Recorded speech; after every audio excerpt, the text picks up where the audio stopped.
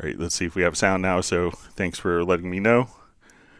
All right, so we'll start over again. So welcome to the June 6th. Maybe if people could let me know if you guys are hearing. I'll just check. So it looks like it should be okay now.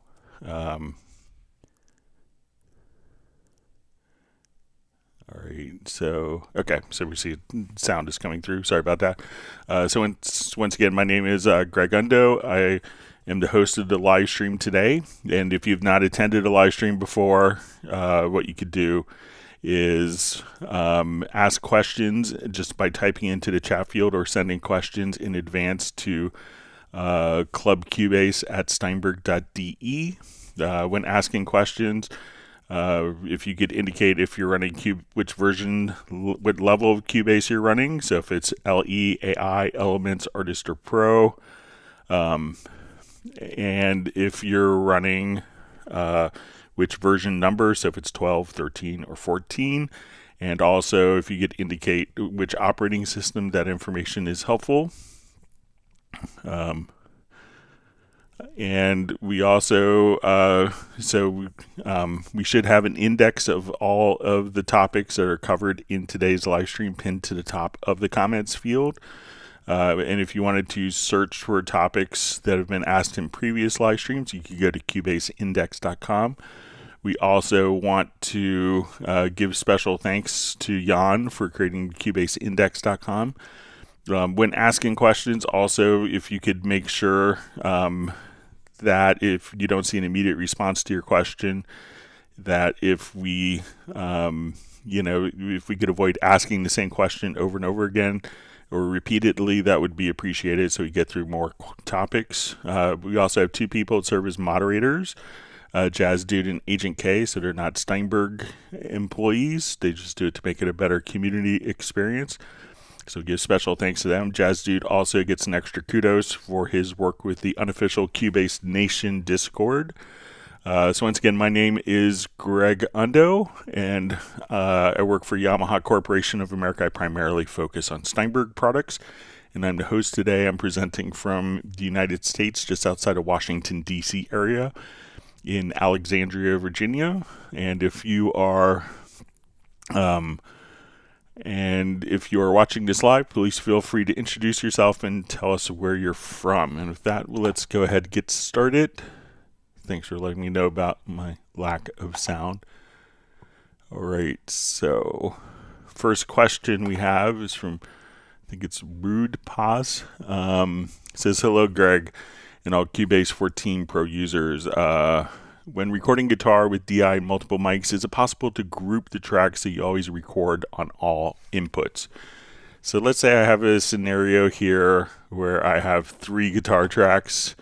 Let's say I have a guitar mic near, a guitar room mic, and maybe a guitar DI. So what I would tend to do in this situation, so that we don't have to manually enable all of our tracks here, is I would put each of these tracks into a folder. So I would right click, select the channels, right click, let's say move selected tracks to new folder, and then I would just come over here and let me just set my inputs here, just so we have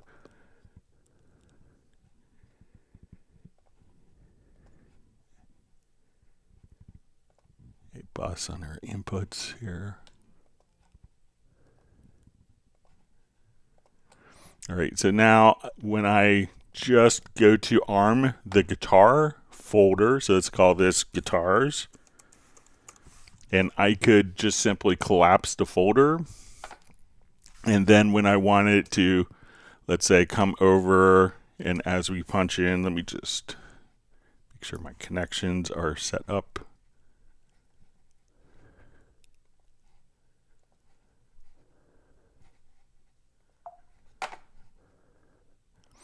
So as we want to record the guitar, so say I'll just assign it to my HS7s here, and we want it to record, I could record, when I go to record and enable the folder itself, all the tracks in the folder will be record enabled. So if the folder is collapsed, I could come over here. Let's just solo this, and let's say we want to punch in, punch out, punch in, punch out. So I could just have the folder track visible and arm the folder track. So if I come right over here, as we record, I'll punch in, punch out. And then as we do this, we could see that all of my guitar parts would automatically arm just by having the folder itself record enabled. So this way I don't have to worry about, oh, I captured the near guitar mic and the far guitar mic and I forgot to arm the guitar DI. So this way when I arm the folder track, all the tracks within the folder can be just record enabled just like that. So let me know if that's helpful for you. All right, wonderful to see Pre checking in from Atlanta. Great to see you. Thanks for joining us on the live stream today. Hope you're well. I know I used to travel a lot. It's kind of a medical technician. Used to see him in New York City. He was doing some work there. All right, great to see Stefan from Sweden. We see Jazz Dude. We have Matt Elston checking in from London. You have DJ FK. We have Jan from Cubase Index. Uno Memento from Finland. Rick France from the Pacific Northwest. All right, we see Edward Asatrian says, I'm Edward from Russia. I watch your broadcasts all the time. That's great. Thanks for joining. I'm glad that you can make it live. And just so I could let us know what part of Russia you're in, just out of curiosity, just so I can envision where it's at. But thanks for joining us today. Hope you're well. All right, so we see the artist known as Love says, hope everyone's doing great. Thank you, Greg, for all you do. I've hit the like button.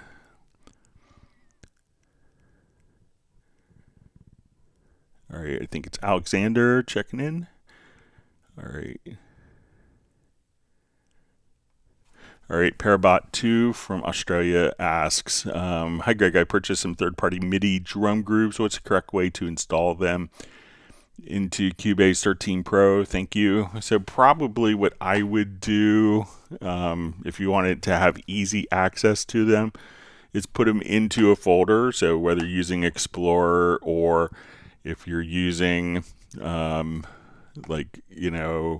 Explorer or Finder, so know where those particular grooves are. So if you come over, let's say, okay, let's put a new folder. So I'll come over here to Documents, and I want to do, and if we want to just come over here and say, okay, we want to make a new folder or wherever, just copy those particular MIDI drum patterns into a folder that I would go to the file browser here on the side. And then you could just say, okay, I want to go to my documents, let's say, to projects, or wherever you want. And at this point, you could define particular folders. So if you say, okay, I'm here, I want to take this particular folder, you could right click and you could say add favorites. So I'm going to say these are our MIDI drums. Give it a name that you want, so it could be independent of the name of the folder. And now when I come right over here, I'll just say, let's get to the favorites folder, and then I can say, oh, here's my MIDI drums, and I could look for all of and quickly access all of my different, different locations and just drag and drop those in.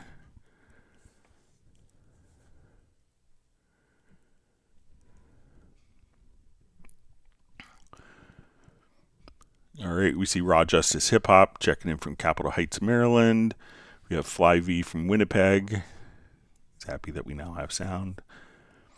All right, we have Deep Stasis has finally made a switch from Cakewalk and Studio One, now completely on Cubase. So welcome, and we hope to see you on many more live streams, and welcome to the community. Always wonderful to see Gareth Kitch on from Bilbao, Spain. All right, Alexander is asking who's on the latest Mac system. Anyone can confirm this one, please. I'll just show you what OS I'm on. It might be the latest one. So I'm in Sequoia 15.5. So I'm not sure if that's the latest. I have a hard time keeping track of all Mac OSs. But let me know if that's helpful. So you see Jazz Dude's also mentioning Sequoia 15.5.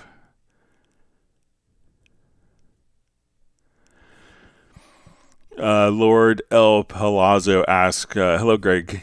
Is there any way to load an insert plugin in a slot with a shortcut? It says, greetings from North Carolina, I believe, or NC. So there isn't a way that I've found to automatically load it in with a particular shortcut. So if we have, let's say if I come here, we add an audio track, we just can't select like the actual plugin. But if we come over here, if they are saved as like presets, like a track preset, that we could just come over and kind of drag and drop and then have all of those particular effects there. But so we can right click to load a track preset, but we can't necessarily load a particular preset with a key command. So currently I don't know of a way to do that because we can't select. There isn't a way to select the particular plugin by name in Cubase that I found. See, Artist Knows Love just saying it's a great choice for Deep Stasis coming from Cakewalk in Studio One.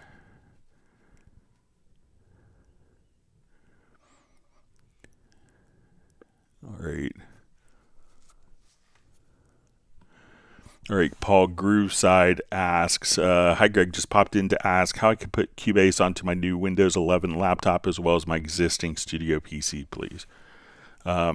So really all you have to do is, if you go to your My Steinberg account here, let's say we go to your Steinberg Download Assistant. So once you're at your Steinberg Download Assistant, log in with your My Steinberg credentials. And you can have your Cubase license on up to 3 different computers.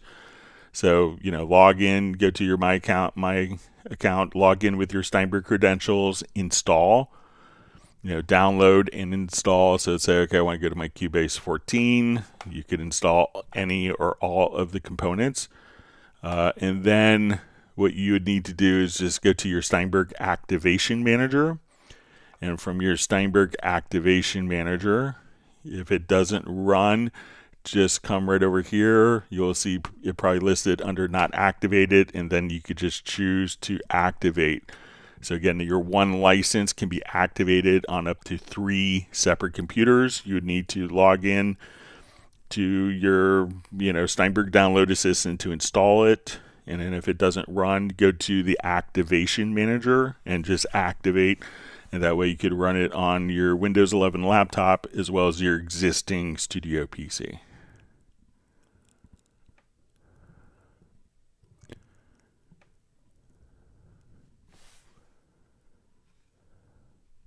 You see Jan giving kudos to Jazz Dude for the fantastic super Cubase, unofficial Cubase Discord, Cubase Nation Discord.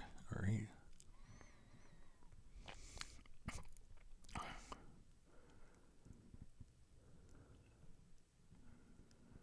All right, so we have Shreyash saying good evening from India. Thanks for joining us. All right.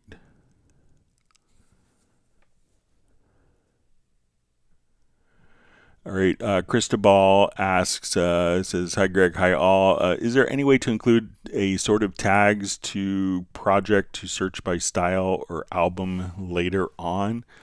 So if you wanted to do it to projects, let's say it'll come over here to your media bay. Okay, so let's say we're only looking for project files. And I will just come over here. So these are all of our project files. So if we wanted to, and if we go to the media bay, we could see our different criteria that we could add.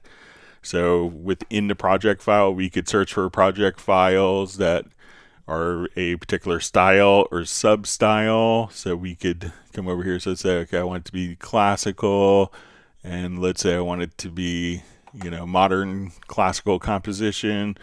Now, once we click on the settings cogwheel, what we could do is just come over here and you could actually add, there's a number of additional metadata criteria that could be assigned, or you could click on the plus and make your own criteria. Like, was this project used in Club Cubase? So we're going to say text, or we can say yes or no answer, and we'll say, was it used in Club Cubase live stream? So now I could hit OK, and when we come over here, we could say under various, was this project used in a Club Cubase live stream? And we could say yes. And now we can just come over, so you could add your own metadata, but there's a lot of metadata that could be added that you could search for based on that criteria afterwards as well. So you could add metadata to MIDI files, to project files, audio files, and other ways. So you can put different tags in.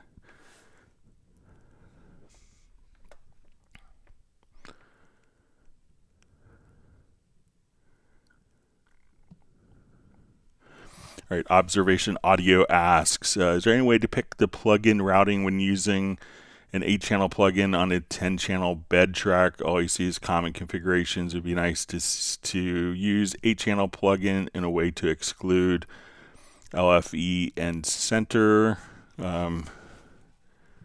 So let's say if I come over, I'll just do...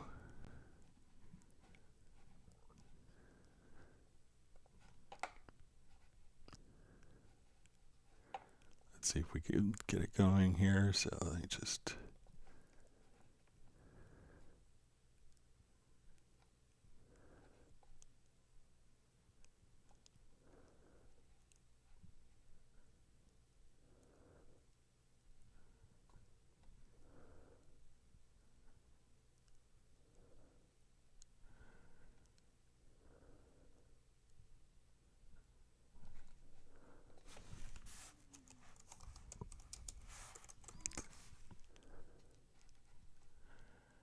Okay.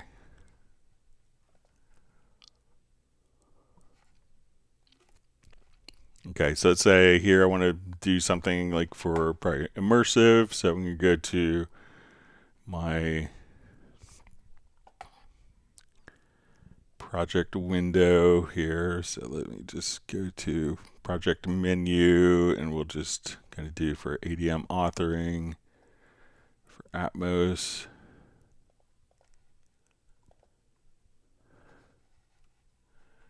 Okay, I'll just set this to binaural.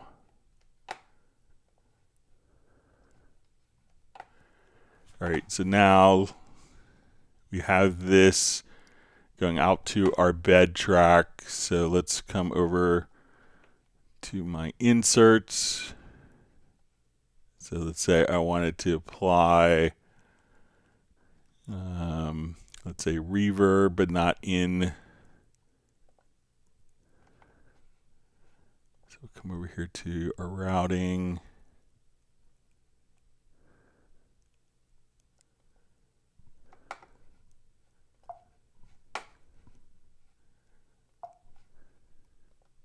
Here, let me just put it on the bed, sorry.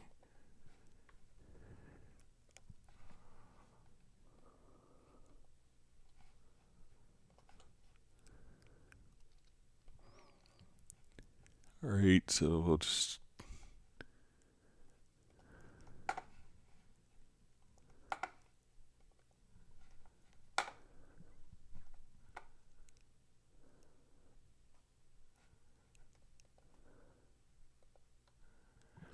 So I think that you could just basically come here if you don't want it in the center or LFE channels.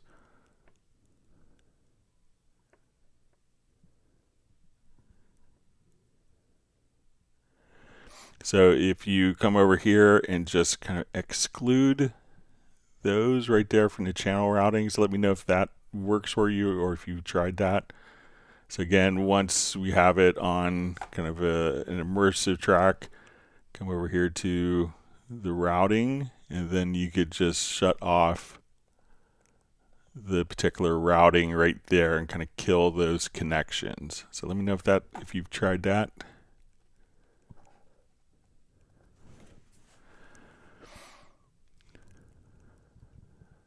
All right, so you see Gareth is happy to see Jan on. All right, so we see Marvin Earl checking in from Newport, Rhode Island. Thanks for joining us. All right, I'm just seeing Alexander maybe asking Jazz if we could try it. Says it's a little random, but always for me. So let me just see if I see.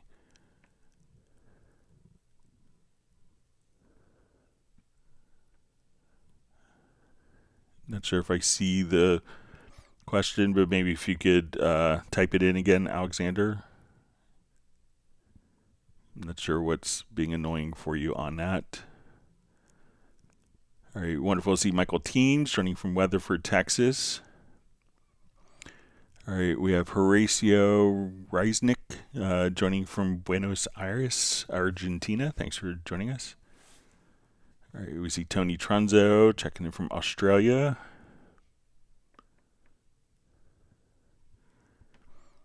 All right, so we see Gareth is going to be exporting Agartha side A with drums. So looking forward to hearing Pablo's drum parts. Hope that what I've recorded already will match. See, Gareth says he could just simply collapse, full stop. We hope you're feeling better soon.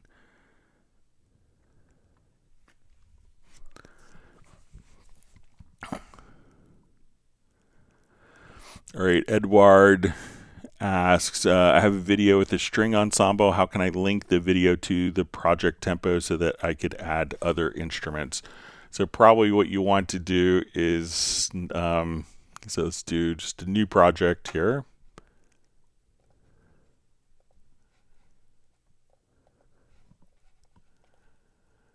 And I will import a video file. So probably the easiest way to do this, if you have a video, so let's say I'm watching Hamburg, an independent historic harbor city. Hamburg prides itself on its cosmopolitan society and a thriving young adult. So what I would do is just take you don't want to, the video itself doesn't have a tempo, but the music may have a tempo. So you could just come right over here. Let's go to project and just go to your tempo track, to tempo detection. We'll say analyze. And then as we kind of play along here.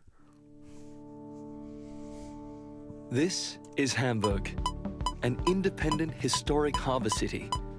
Hamburg prides itself on its So you could do, like different tempo detections there. You could also come over and let's say if the tempo is kind of being thrown off by the dialogue for the music, so you could do a tempo detection of that, but we could also just come here within spectral layers. So I want to get rid of community with many beautiful spots to enjoy urban life. So let's say I want to get rid of the actual dialogue there. So I'll come over here. So you have spectral layers go as part of your Cubase license. And what we could do is as we come over here, we'll just say, let's go to your modules, and you'll see unmix vocals, but here I could choose to unmix song. We'll give it a second here. Let it do its number crunching. So this way, what I'm going to do is basically separate the dialogue from the vocals from the backing track so that the tempo definition isn't following the particular. And if you have just like a string quartet, you may not have to do this, but since the dialogue itself isn't musically based, it's not rhythmically locked in, we're going to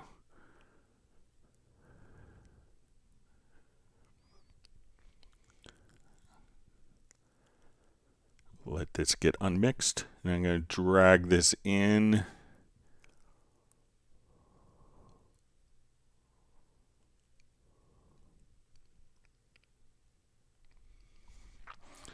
Okay, so I just want to take like the vocals here. Okay, so when we do this, Always been home to an amazing diversity of. so I'm going to turn this into its own kind of separate audio file. So I'll say bounce selection, and now we could do a tempo detection on just the music without kind of, and since the dialogue wasn't rhythmically significant to the musical, I could just come right over here. So we'll go again to tempo track, to tempo detection, analyze, and now the video doesn't change because what we've done is we've determined the tempo directly from Author by night. First founded in the early 1980s and located today in the center of town in one of Hamburg's monumental. So, but this way we've extracted the tempo information from the audio that was extracted from the video file. So again, just you could, as soon as the video file is imported, you'll see the audio, and then if there's no dialogue, it's all kind of like a string quartet, I think, as you mentioned in your example, then you could just do a tempo detection. The video will play back at the same, but now we have a correlation musically of the tempo based on the musical material. And if you have to take the dialogue out to get a more accurate reading, then you could just use Spectral Layers Go to remove the unmixed dialogue right from there.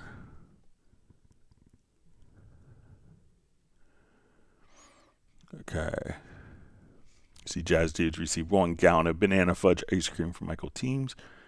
So we see from Alexander, I see Jazz Dude also mentioning that he didn't see the question. So maybe if you get a chance to re-ask it. All right, wonderful to see Tim Weinheimer from Mission Viejo, California.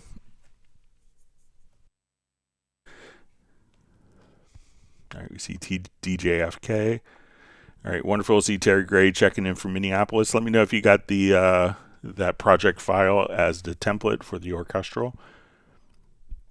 All right, we have Esteban Ovando Cid checking in from Chile. Thanks for joining us today. Hope you're well. Mark Winslow saying aloha from Hawaii. So let me know, Mark, what island you're on. I think it's Oahu, but I'm just trying to picture where you are. And we have Karina checking in from Alberta, Edmonton in Alberta. Thanks for joining us this afternoon. Welcome to the live stream. Michael Teams is giving Deep Stasis 1 gallon of amaretto chocolate ice cream. All right, we see Tim K joining once again from Zeist in the Netherlands. His cat Buddy is waving a paw hello to other pets and to everyone. All right, Jadawa says hello from South Africa. Is there a way to set up a root key and a minor key, or is it only default to a major key? So when we have a root key, why it's not so, and if we come over here, we can see our project root key. So a root key doesn't differentiate. So why it's not called the key is because it's not going to differentiate between major or minor. So it's just kind of the project root key. So whether it's going to be, E minor or E major, there's no major or minor here because it's the root of the key that is determined. and so it's not assuming that we're in C major or C minor. It's just indicating that the root of the key is based around the tonality of the pitch letter C.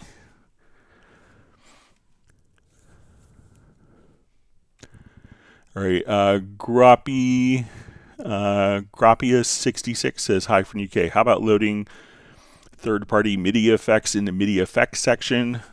So there aren't many. I think that there were a couple of third-party MIDI effects that worked inside of Cubase.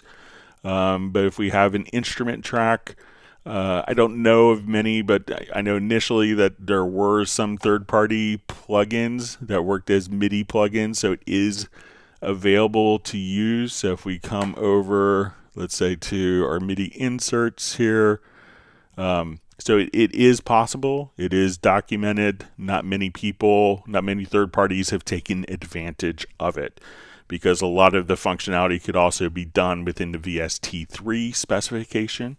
But there is the ability of having third-party MIDI effects, but I think that someone did it more as a proof of concept.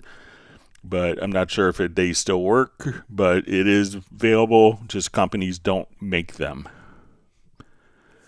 All right, we see Michael Teams has granted my family, myself, 1 gallon of Texas fresh strawberry ice cream. Sounds good. My son had his 6th grade graduation this morning, so it sounds like a great treat for him. Thank you, Michael. It's very generous.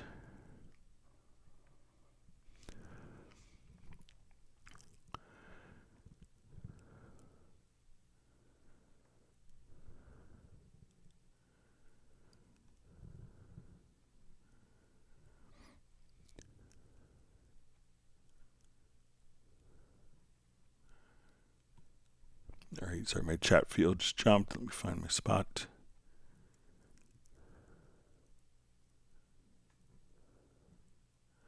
Okay, so we see from Alexander, says, okay, Greg, when I try to load another instrument or change it to search zone, I can't write anything. Just if I will click on minus or plus, the search is still visible. Need to try several times now. Okay, so let's say if I want to load an instrument, so let's say I come over here, let's say I load an instrument track.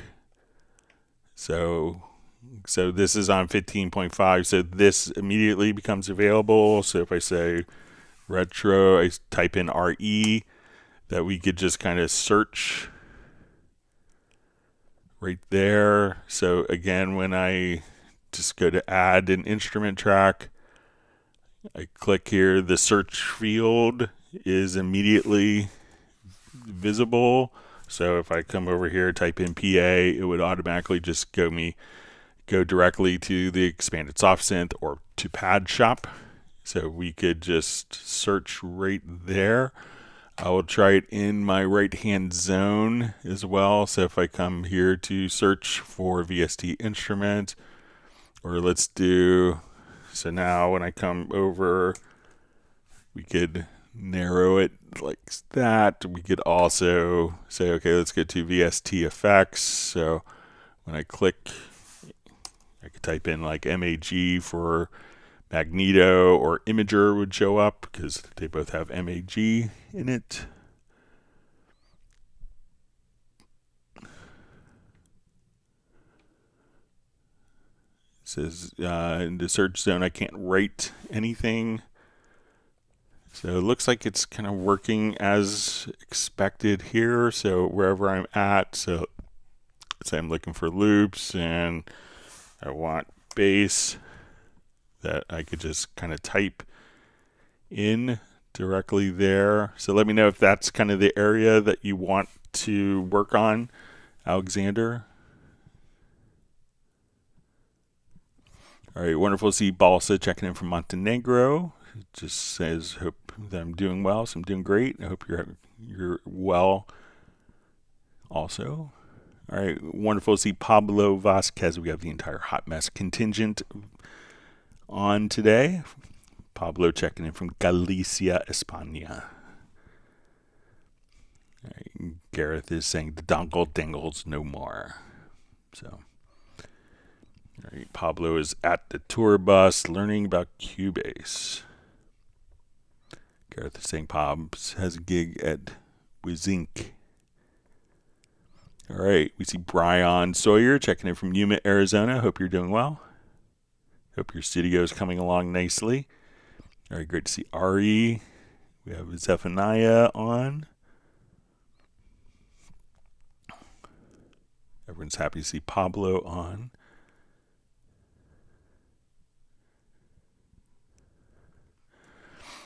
All right, so you see Pablo Vasquez just says, thanks, Greg, for the last modulators trick. Really amazing. So for those that don't know this, so one of the things I showed in the modulators on the last live stream is the ability of having a macro knob. So if I have, let's say, a couple of different parameters here on plugins, so let's say I want it to come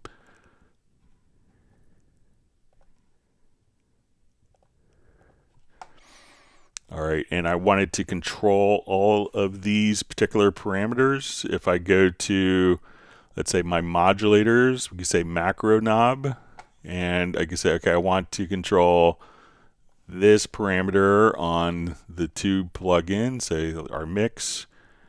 Okay, I want to control the rate, so I'm going to come right over here. We could control the rate of that particular setting on that plugin. Let's add another one, and I want to control kind of the range on the filter.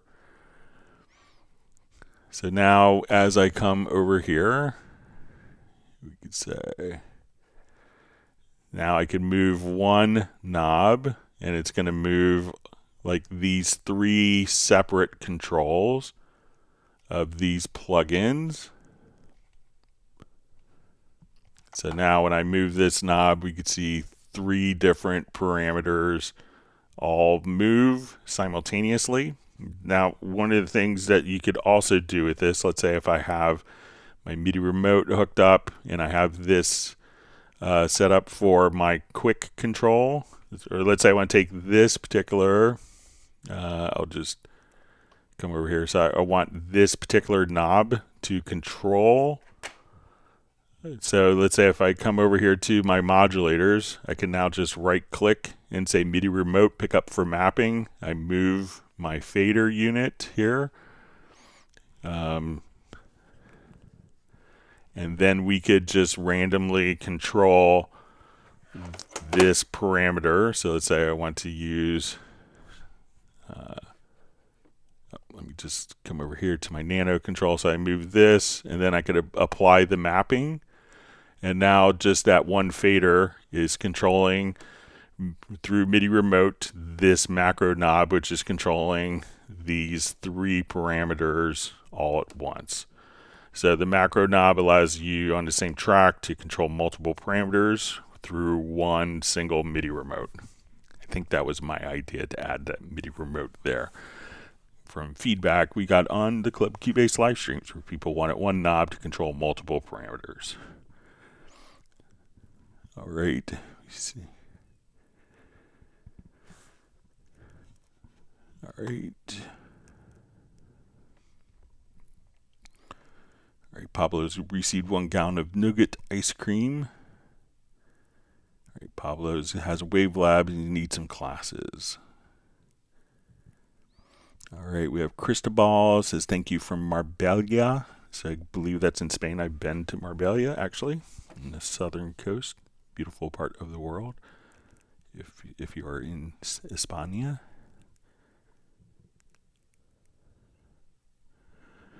All right, we have a question from Flyvy. Is there a way to have automation follow events other than having to select the automation when moving it? Okay, so let's come over here. I'm going to drop a automation on a particular event here. So, all right. So let's say we have automation on this little bass clip here. All right, and if you go to your edit menu, you could just see a checkbox for automation follows events.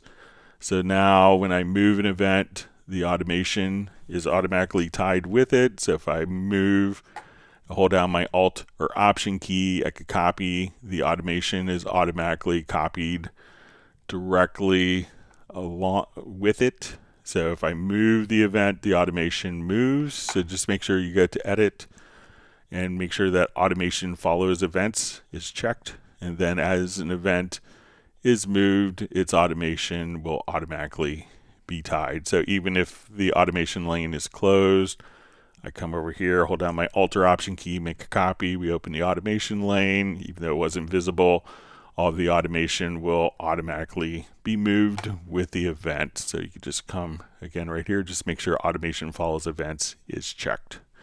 When that is unchecked, I can move the event. The automation stays where it is.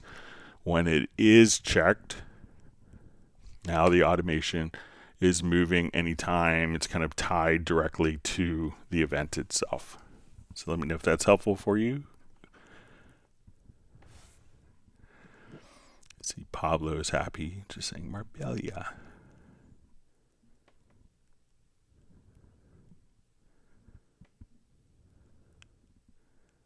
Gareth is happy to see Pablo on. All right, we see Michael Pierce joining from Grand Chapel Studios out in England. Thanks for, wonderful to see you on. Thanks for sharing your photos of your sessions from on the last Zoom meetup. We hope that your videography session at Air Lyndhurst went well. Great to see John Costigan checking in from Kenosha, Wisconsin.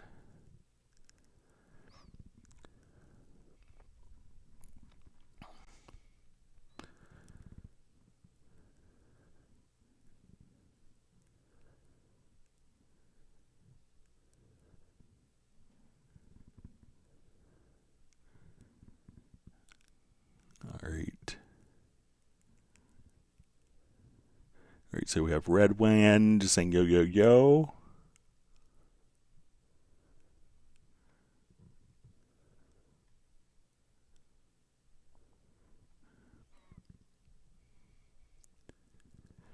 See, DJ FK says, what's all that live, what's all that ice cream, big up currency is about confusing.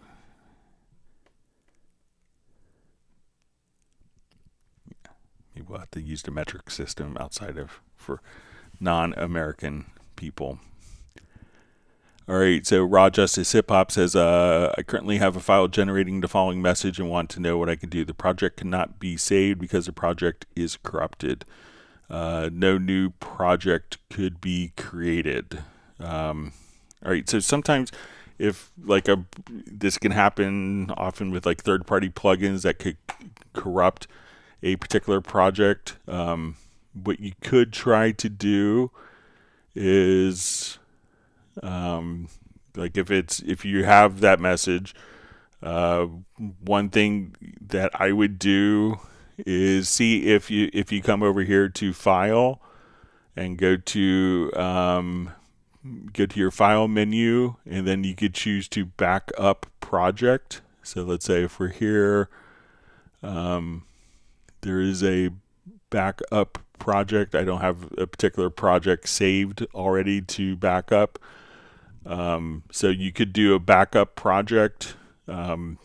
If you kind of know, you could also choose to export as, see if you get exported as a DAW project and re-import it as a DAW project. A lot of times if, you know, things that have changed could be like dealing with, you know, depending what stage of the project you're in. So if you go to your studio menu and you go to your mix console, you know, one of the things that you could do is, as you go to your mix console, is to select all the channels in your mix console here.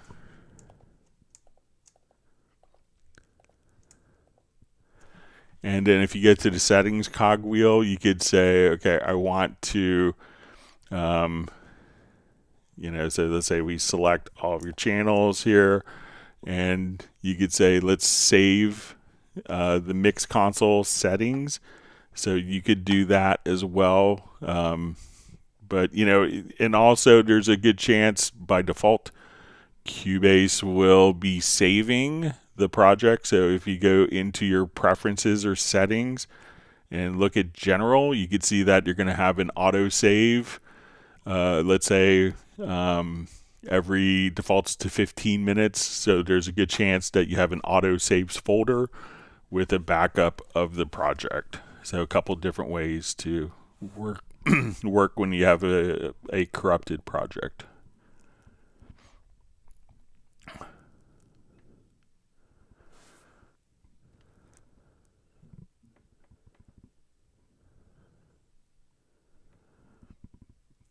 Let's see, Brian Sawyer's wishing that sending Michael Pierce greetings and hopes that he's having a great hair day. On the live streams, Michael Pierce always has interesting hair.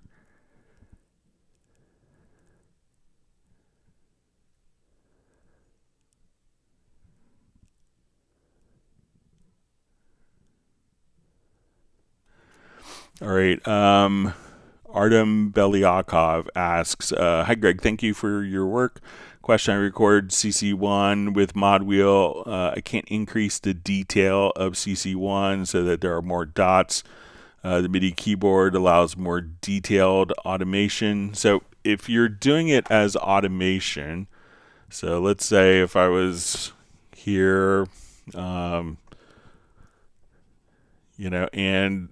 so when we record MIDI CC data, so I'll just come over here, let's put this track and record. So I'm going to move my mod wheel.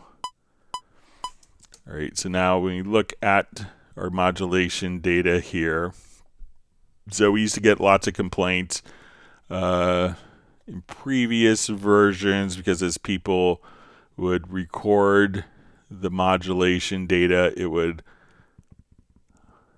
automatically, so let's say if we recorded our mod wheel data, it will kind of truncate some of the values here for the modulation. And that's because, a lot of instruments didn't respond to all of the increased resolution, and that would often cause problems in especially external MIDI devices.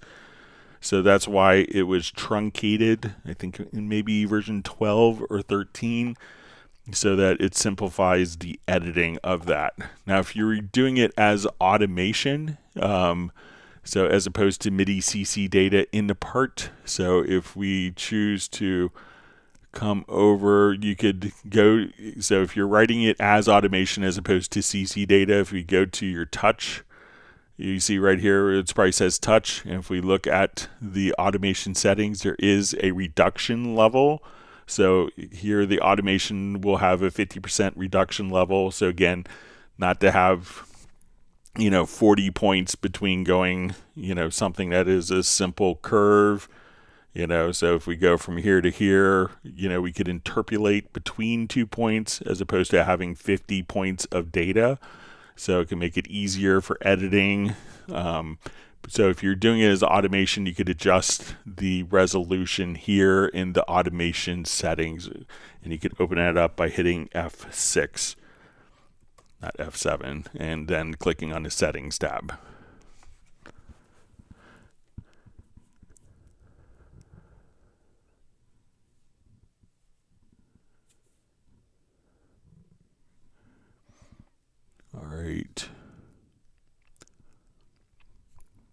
All right, so we see George checking in from Germany. Just says hopes that we're all doing well. So thanks for that. All right, so we see Terry Gray just says I use spectral layers daily. Incredible software. So it's pretty magical. All right, so Pablo is saying that he had some Cubase crashes when he cleaned the pool again, just for your knowledge. Yeah, if you have a project that you notice it happening on, please feel free to share it to me or share it with me, Pablo. Sorry about that. All right, John Costigan is thanking Michael Teams. He's gained 27 virtual pounds gross with all the virtual ice cream. All right, so we have Avri checking in. It's a long time no see, so yeah, I hope you're well.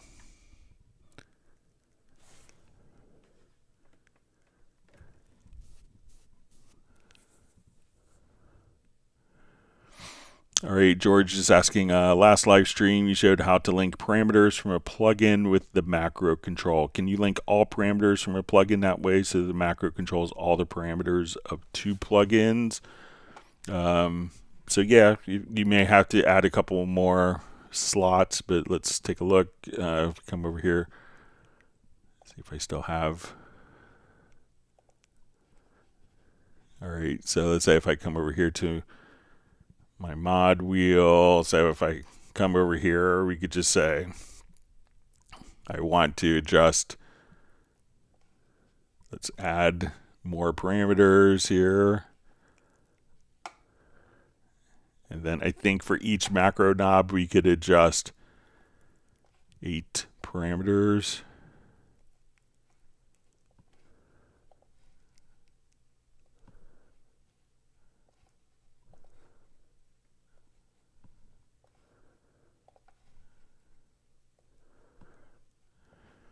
And then if we wanted to come over here to slot 2, we can make another macro knob. So it looks like we could do 8 at a time. So let's say if I come over here, now I want to adjust the speed. Let's adjust our low and high filter. And say our spatial.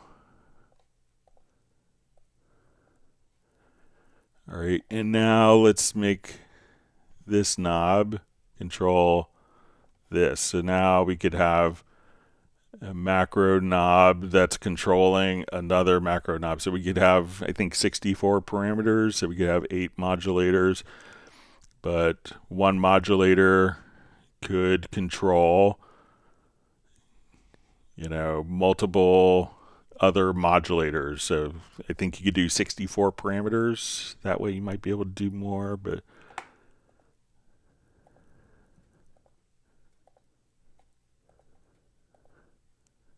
let's see how many modulators. So you could kind of just daisy chain. So let me just see how many we can.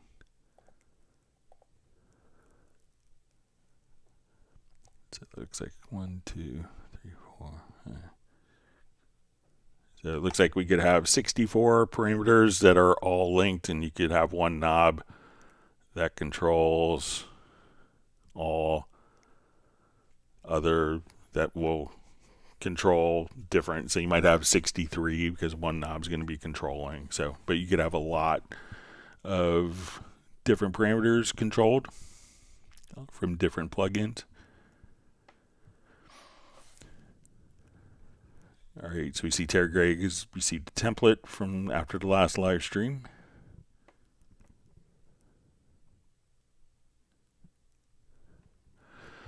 All right, so FlyV just asked, another thing that's been bugging me is under hit points. I can never see or use calculate hit points. What am I missing? Thanks, Greg. All right, I'll just close this out and go modulator NV here. Okay.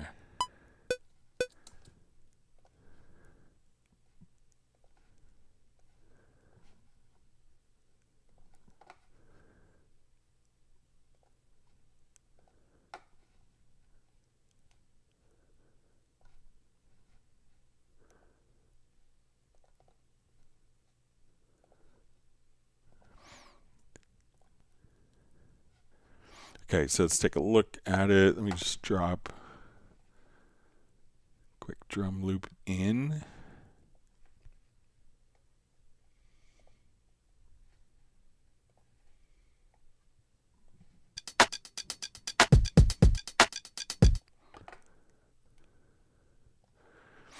Okay, so let's say we have drum loop here. All right. Okay, so let's get to our hit points area. Okay, so we will just select this, double click, hit points. All right, just says, all right, and I can never see or use to calculate hit points. What am I missing? All right, so not sure, so the hit points generally by default are automatically calculated. So we could choose to edit the hit points. So if we go to your settings, and let's say it might be under like record audio. Let's say record.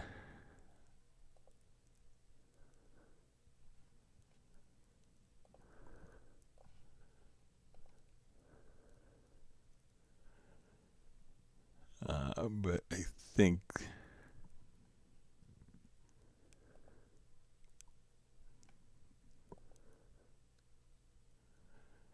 there is a preference for, let me just see if there's to where basically you could automatically calculate hit points as the file is recorded.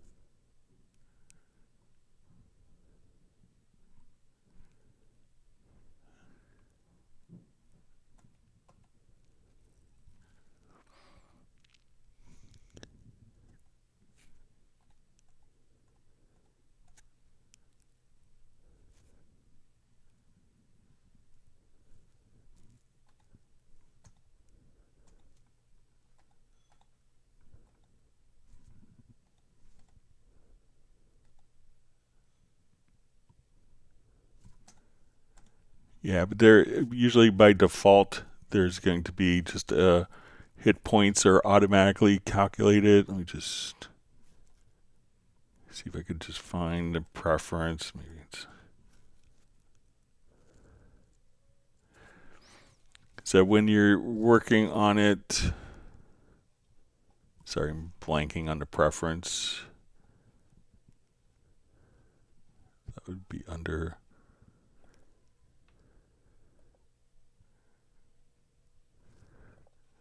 So, you shouldn't have to necessarily.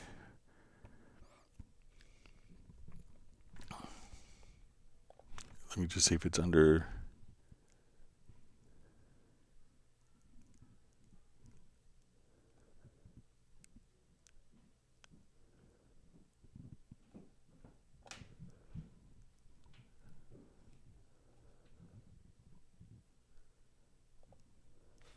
Just look here one more time.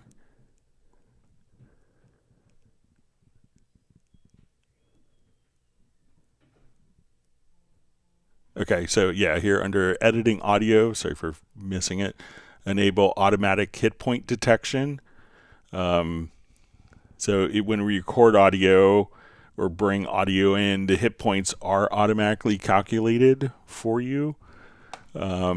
And if not, then you could just come over here and choose to, let's say if we edit our hit points, we could adjust kind of our threshold and kind of the musical intensity so that we could get a sense of where our hit points are visible here. So, this way we could get a sense of kind of the intensity or kind of the level, which is helpful. But you don't, by default, Cubase is automatically, as soon as the audio is being recorded, to, it's automatically calculating those hit points for you. So let me know if that makes sense for you, Vince. All right. All right, so we see from George. All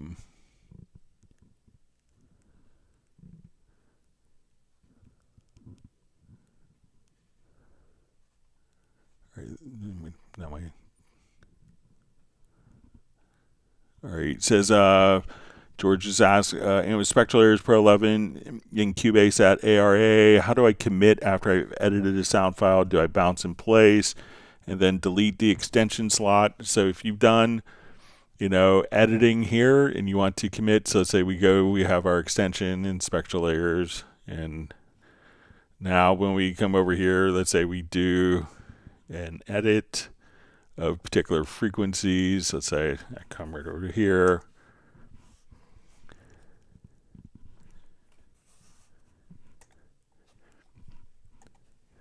So now when we play this back,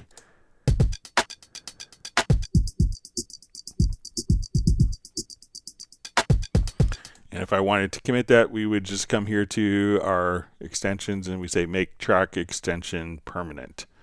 So now when we play it,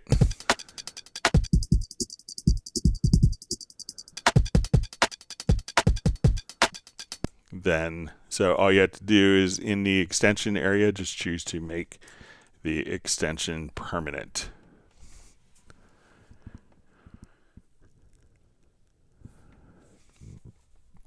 All right, Rashab Saxena asks, is there a way to temporarily switch to the eraser tool in Cubase using a key modifier like we do for Alt or Split tool? So it could depend on, like, if we're in, so when we come over, so if we want to, let me just reread it again, the eraser tool. So, we have some different functions here with our object selection tool. So if I want to split, I go down to Alt or Option keys. I don't think that they're... So if I go to my eraser tool, and so I don't think that there's a modifier key. We'll just take a look in the preferences. So, and we could see these preferences under editing preferences to tool modifiers. So let's say our selection tool. So we can set the cursor position, set the event, or split the event, but there isn't a choice there. But one thing that people often miss is, let's say I just want to erase that. And then if you just kind of right tap, that will take you directly back to the selection tool. So there isn't a modifier to erase the section. So, but there are keyboard shortcuts. So let's say if I come here, I have this, and I want to erase a section. I could just select with the range tool. So if we're in kind of our dual mode here, so let's say I want to combine the tools, I could go up top, and then if I just hit the delete button, we could do that. Or if I just hit Command Shift X, I could just kind of, get rid of stuff. So if I just come here, I could hit delete. If I wanted to move, let's say I have this event here, we'll just change the color so it's more obvious. So if I come over here and I select this particular event and then hit Command Shift X, we'll see that this red part, when we delete, when we hold Control or Command plus Shift X, that range will be deleted and the R parts will immediately just kind of move over to the right. So there's a number of keyboard shortcuts that I think are pretty common for deleting or getting rid of stuff, but there isn't a modifier key to switch the selection tool to an eraser tool.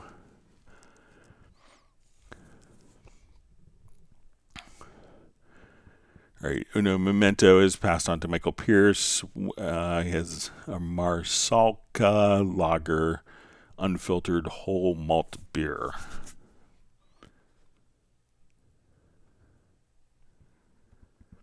All right, we see Brian just asking how Michael Teams is doing on the ranch. He's missed the last 4 Zoom meetings. So I think Michael Teams had to miss one part of a live stream recently because he had to go chase a bovine that got loose. So I think I commented that was the most Texas comment we've ever had on the live stream. But we hope to see you on the next Zoom meetup. All right, we have Kai Nunert Photographies is checking in from the Autobahn driving to Italy. Thanks for joining us today. Hope you have a successful journey.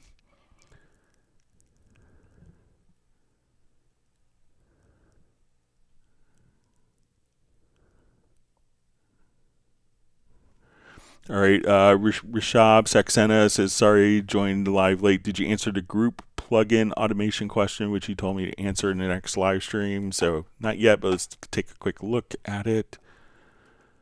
So I think the question was how to automate turning on and off multiple plugin parameters. So let me just revert.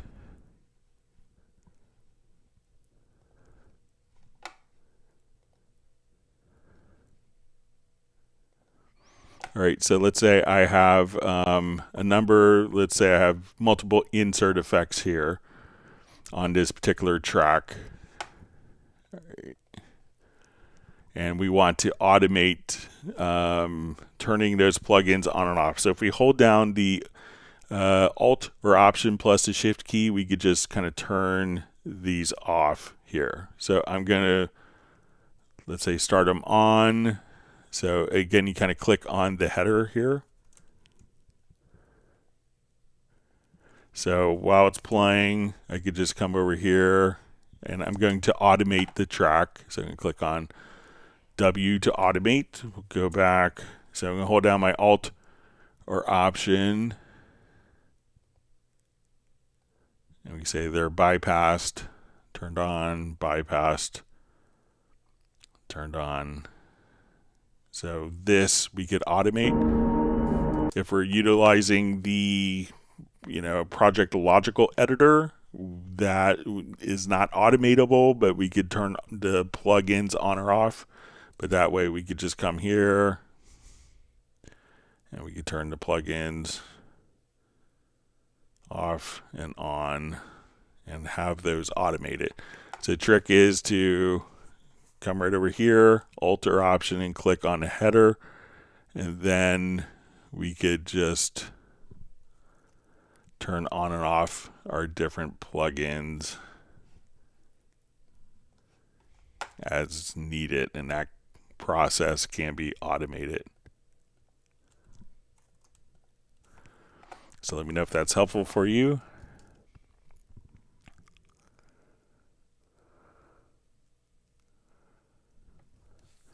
All right, Michael Teams just says, howdy Greg, my C drive is getting close to topping out. What to do when changing to a larger drive? So if you're worried about if that's like your C drive where your license is probably going to be referenced from, you could go into your My Steinberg account and deactivate the machine, copy all of the data. So if you come over here, let's go to, you could do this after or before, it can't hurt to do it before. But if we come over here and we go to My Steinberg, so let's say we sign up, we log into your My Steinberg account. And then all you have to do at this point is, let's say you go to your licensed devices, you could choose to deactivate the machine if you're kind of migrating your data from one hard drive and kind of copying it to another drive that's larger so you have more free space. You could also, if you have all of your content and samples on a particular instrument on your C drive, and you want all the content over to a different drive, come over to your Steinberg. We'll come here to the Library Manager.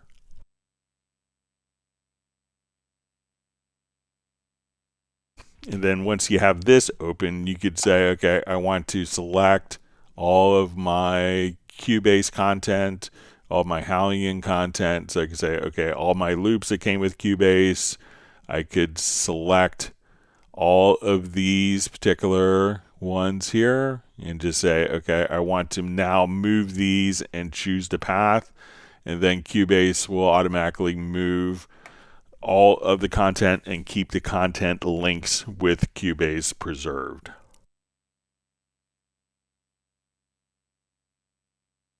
All right.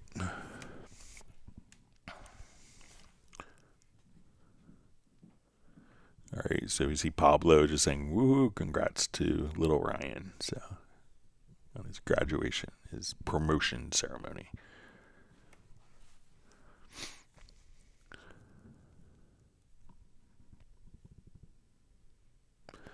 All right, so we see from Raw Justice Hip Hop says I removed some plugins and was able to save the project under a new name. I do not know which plugin was causing the issue, but if I go back in a corrupt file and figure out, I'll let you know.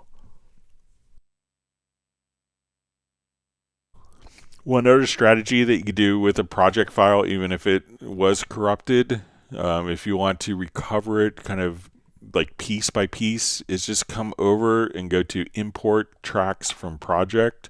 You could select a particular project here, and then you can say, okay, I want to, I want to just come over here and import these 5 tracks and see if it works. And then import the next 5 tracks, do the same thing. So this way you could import all of the tracks with their events and, all of the settings in the project, and that way you could recover pretty easily.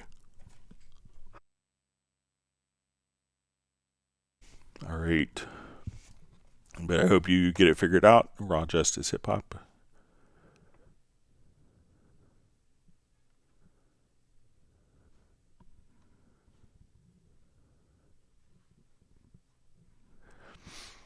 All right, Balsa asks, is it okay to route 2 mono lead vocal tracks to a stereo group and process them with a group insert instead of processing each track separately or grouping them in a mono bus? Yes, I think a stereo group is always a good way to go.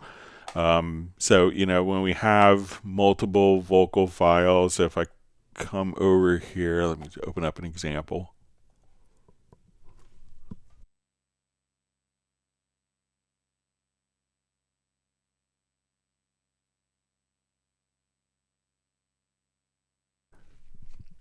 Hang on one sec.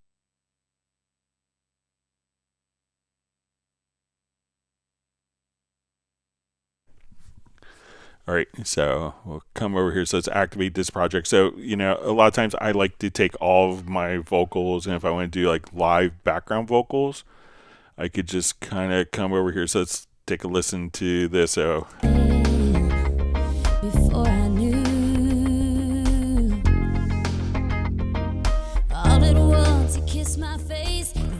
All right, so let's say I'm gonna have a bunch of background vocals sneak in here.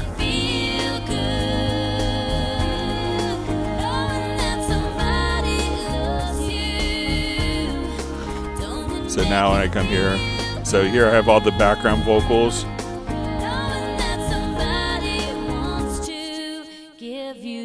And this way I could do processing on all the background vocals and make them sound cohesive.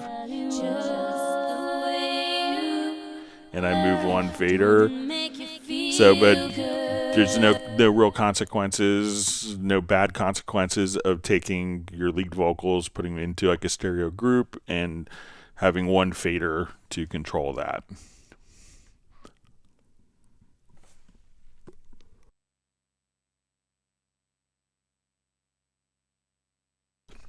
All right, reading through comments here. Okay.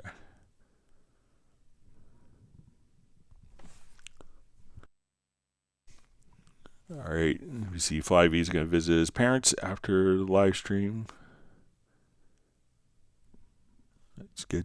Tell your parents we all say hello. He's going to help with some yard work. All right. Will Deborah says, hi, Greg, no longer from Holland in the south of France now. Thanks for checking in. Hope you're enjoying living in the south of France. We see Lawrence Koch joining from Rhode Island. Great to see you on.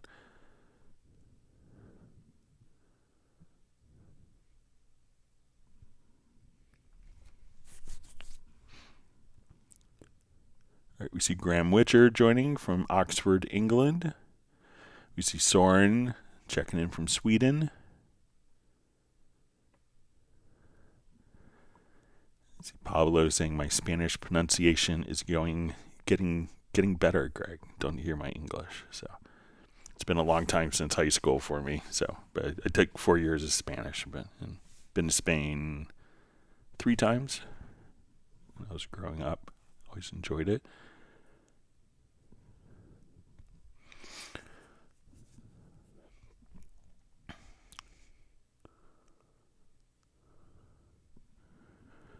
All right.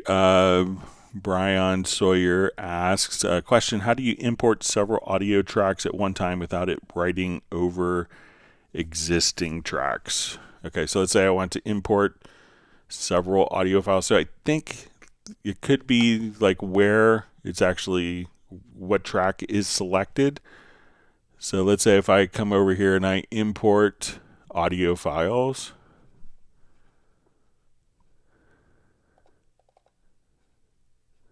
Let me just...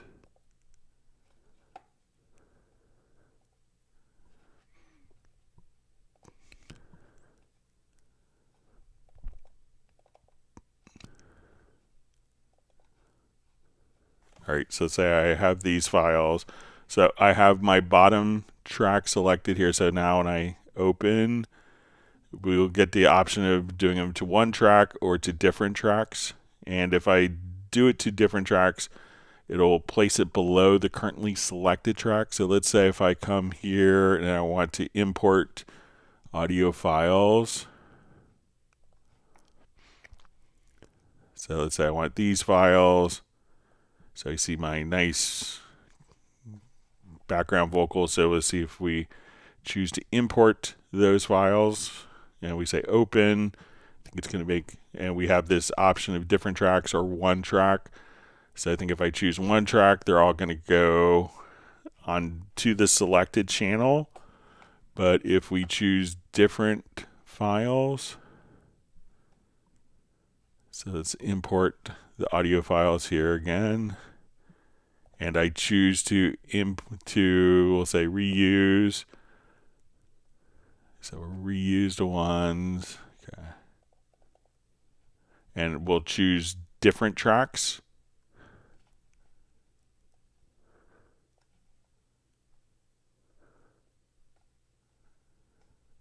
All right, let me just do that one more time here. I'll try.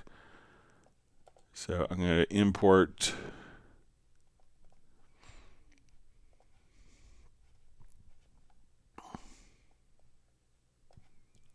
Okay, so we'll say open. Let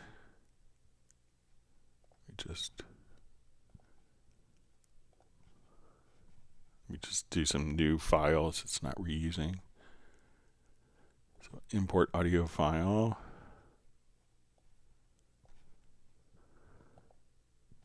So different tracks.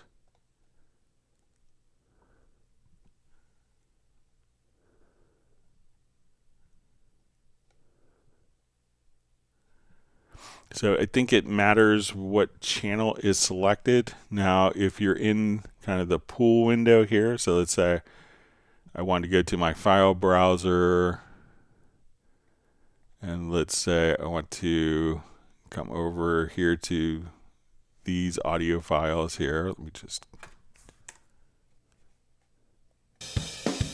So let's say if I drag these over, I could choose where based on the green line. So if I come here, let's say different tracks, it'll automatically be placed there.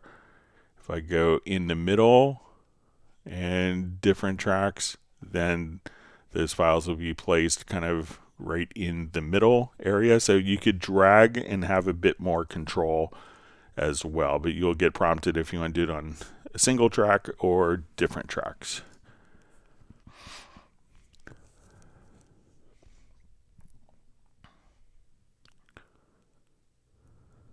Okay. Michael Teams is granted Soren 1 gallon of Kahlua mocha ice cream. See, Paul Gruside says, thanks, Greg, for answering my question about the second install on my new laptop. Much appreciated. Enjoy your new computer.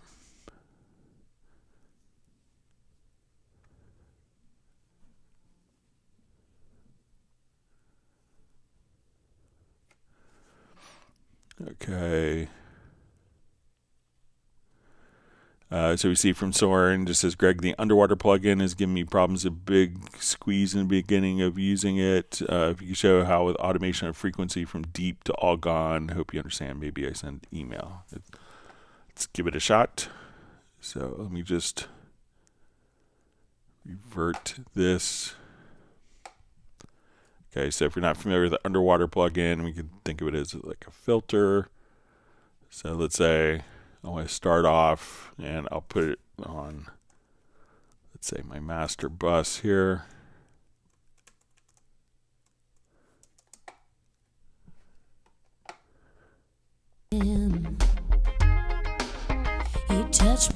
All right, so let's come over.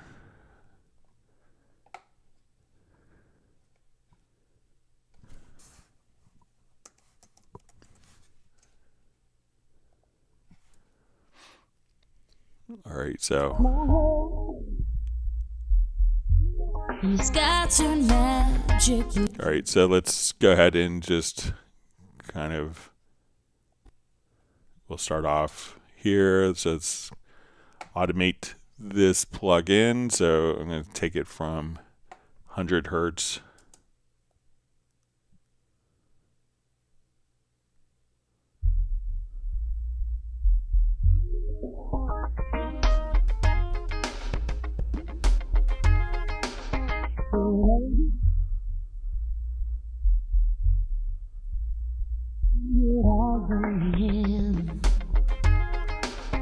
He touched my hand.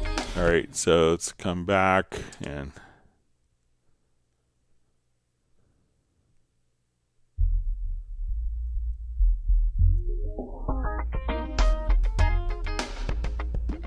we can do the opposite in the automation, and then we'll bring back all the frequencies.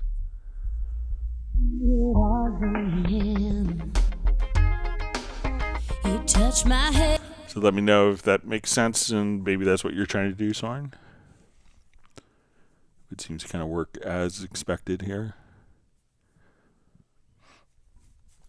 All right, wonderful to see Rick from Bratman Studio checking in from Whittier, California. It's overcast, where it's overcast and perfect for staying in the studio.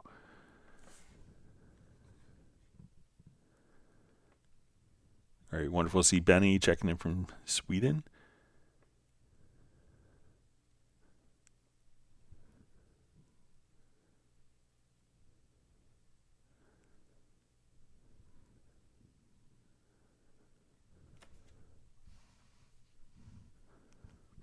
All right, Rishab Saxena says, when I open a key editor for MIDI event, I want Cubase to automatically select the corresponding track in the project window track list. Is there any way to make this happen automatically? Okay.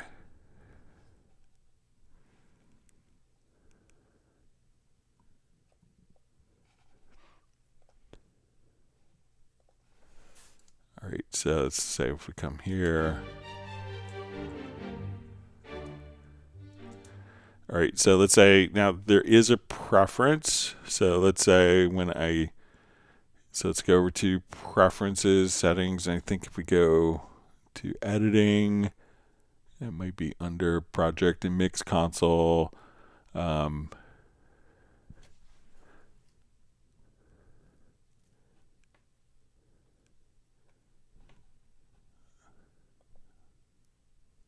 see if it's, but there's a setting when you select a particular event, track selection follows event selection.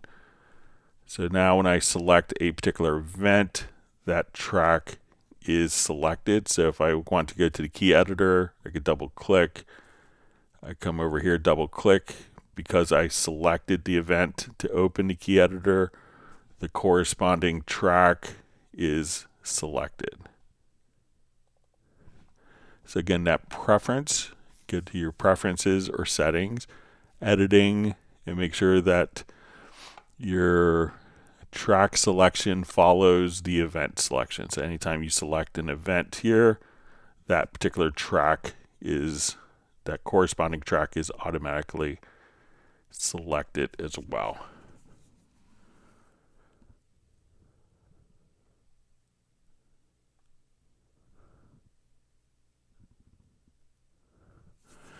All right, Will Debro asks, is there a way to copy all parts from the arranger track order to the project window? So when the arranger is A, B, C, A, all parts tracks of A will be copied behind C. All right. Let's take a look. Let me just open up a project that has Ranger track information in it.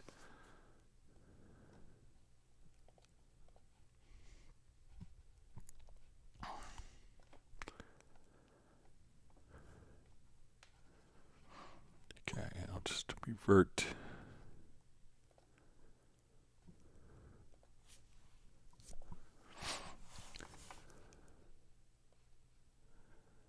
Okay, so you want to copy all parts in your Ranger track order to the project window. So when Arranger is A, B, C, A, all parts of A will be copied behind C.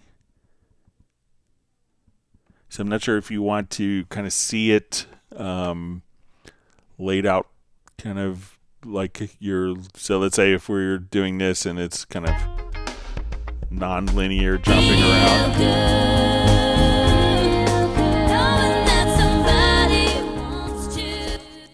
So if we open up the Arranger track and we choose to flatten the chain, so let me know if this is kind of what you want to do. So let's say I've defined my piece of music here, and when we come over to flatten the chain, we can say, okay, I want to do a new project. We could basically take the different, so when we go right over here to flatten chain, we could activate, and this will create a new project that is copied all of the parts out in kind of a linear fashion.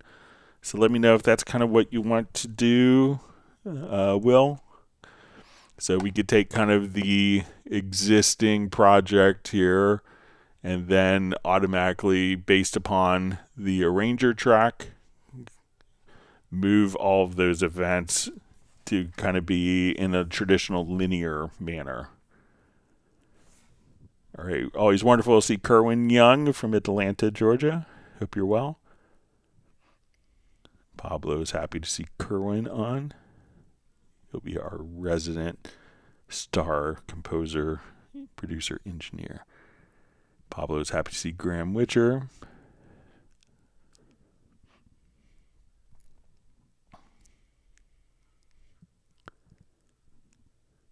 Michael Pierce is just saying to me, interesting hair, huh?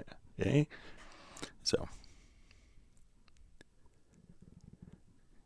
I always look forward to see what your new hairstyle statement is.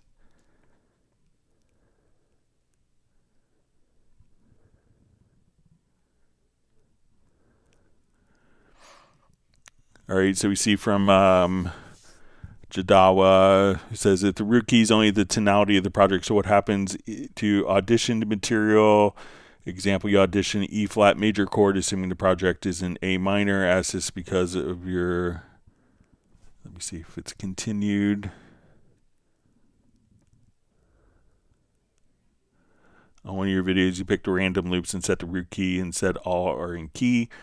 So it's probably that they're in the same tonality, but the root key itself doesn't, because there really isn't metadata indicating if something is E major, E natural minor, E Phrygian, E, so as you're kind of auditioning, you get the root key. Now, if it's dealing with MIDI information, you could have the chord track automatically determined. So let's say, so if you wanted to be determined more by key, and we could think of this as the project root key for kind of auditioning different loops. But if we want to come over, and if we're utilizing the chord track, when we have the chord track, we could tell, different monophonic audio like guitar, saxophone, vocals, or not necessarily guitar, but bass, saxophone, vocals.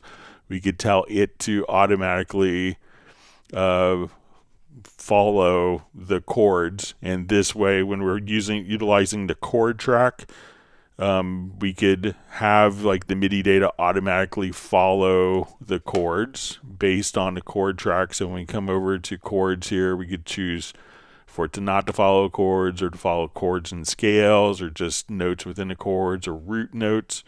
So if you want more control over that, but a lot of times, loops themselves don't have any indication whether it's major, minor, Phrygian, Mixolydian, Dorian, etc. Different modes they could all be.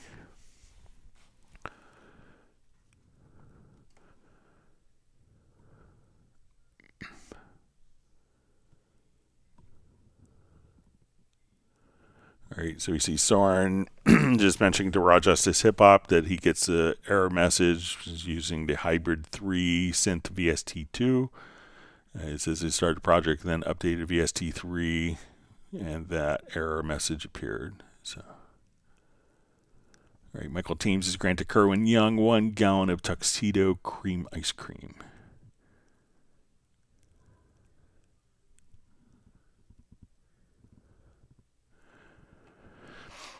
Right, Michael Pierce asked, is there any chance you could give an overview of the uses of the automation panel? I only just discovered the trim option. I wonder what else I'm missing. All right, so let's do this project here quickly. Go over some of the different functions.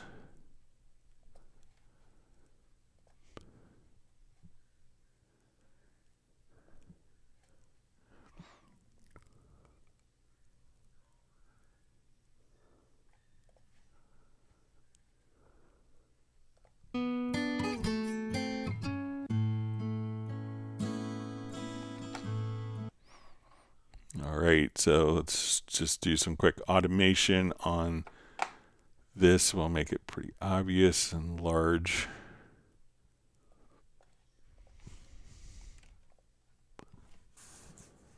All right, so we open up our automation panel. We're going to have different options that are available. So let's say when we come over here, so we could suspend reading of different automations, suspend writing of different automations. So let's say I'm just over here and I want to automate the volume of my particular track.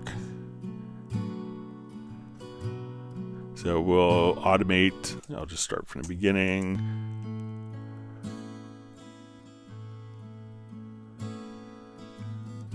All right, so I'm gonna click on the W.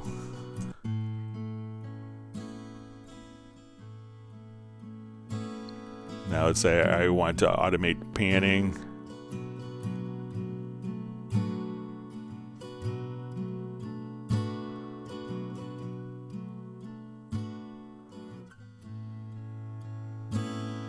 And let's say I want to automate mutes.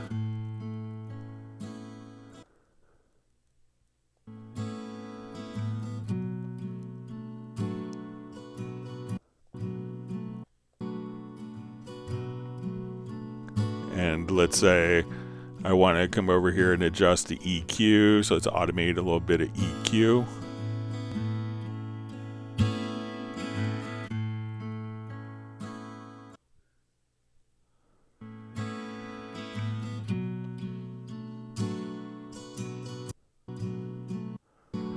All right, so let's say we have some automation data here, but let's say, okay, I don't really want to I don't want to read any of the mute automation.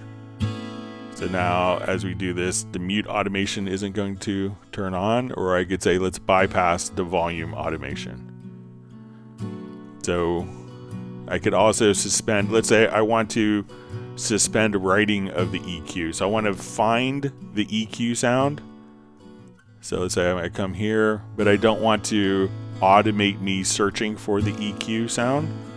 So I could just dial in the EQ and say, okay, that's the EQ tone that I want. So we could choose to suspend our different automations. So now let's say I have lots of different automation here. We could say, okay, I want to hide all of my automation. Now I just want to see the volume. I want to see just the panning automation. Or I want to see dynamics, my sends, inserts, or I want to show used automation for everything that's on the particular project, or show used automation only, or hide all of my automation. Now there's different automation modes as well. So let's say if I want to just find a different.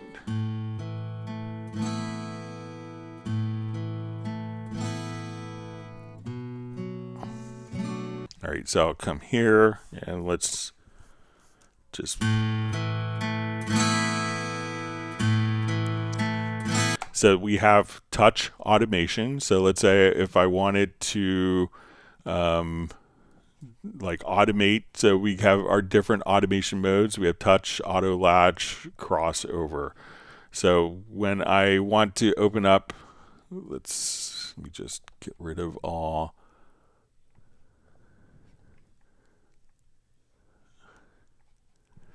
All right, so I'm going to just come here. I'm going to get rid of all. Let's say I'm going to just get rid of my automation points here. So let's say now when I'm in touch mode and I automate, it's only going to automate when I'm touching the fader.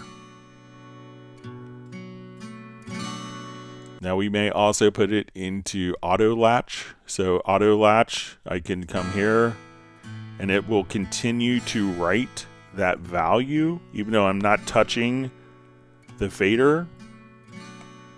It'll write that value until I stop. And then we see the automation node go there. Now we also have crossover.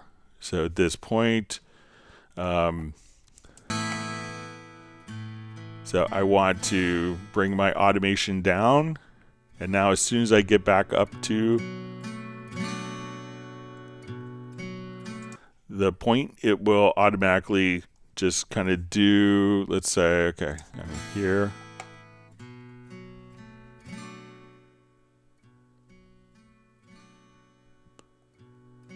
And as soon as I go to where our initial value was, it will automatically, so if I want to do like a quick dip or a bump in the automation, as soon as I go back to where the pre-existing level was, it will turn it off. Now there's also trim. So let's say now I'm in trim automation mode. I like my automation, but I want everything to be a little bit louder. So now we could have kind of our trim automation. So I could increase or decrease my existing automation. And then when we go to our trim, we could actually just say, okay, at the end, we could go to our settings and we could say, okay, we want to freeze trim. And we could say manually. So let's say I'm taking my automation here. So we can see the original automation kind of changing.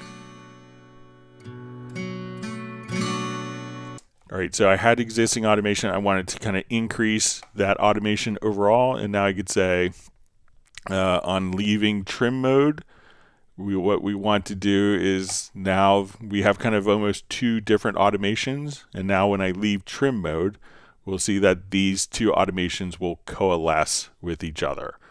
So now I see the effect of the original automation and when I boosted it in trim mode. So this would allow us to take an existing automation, like pass and overall raise it or lower it down. And we also now have different settings. So one of the things is showing the data on a track. So if you wanted to be able to edit automation and see, it's like, okay, I want that automation point to be right there. And I want to see it on the waveform of the particular track. We could show this. Now, another form of automation that we could do is using virgin territory. So let's say if I come over here, let me just copy this particular event. I'll turn off the automation so we have.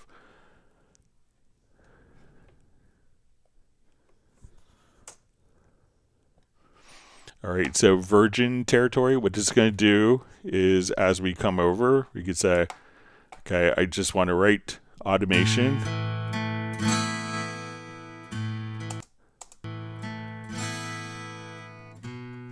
All right, and let me just put it in touch mode here.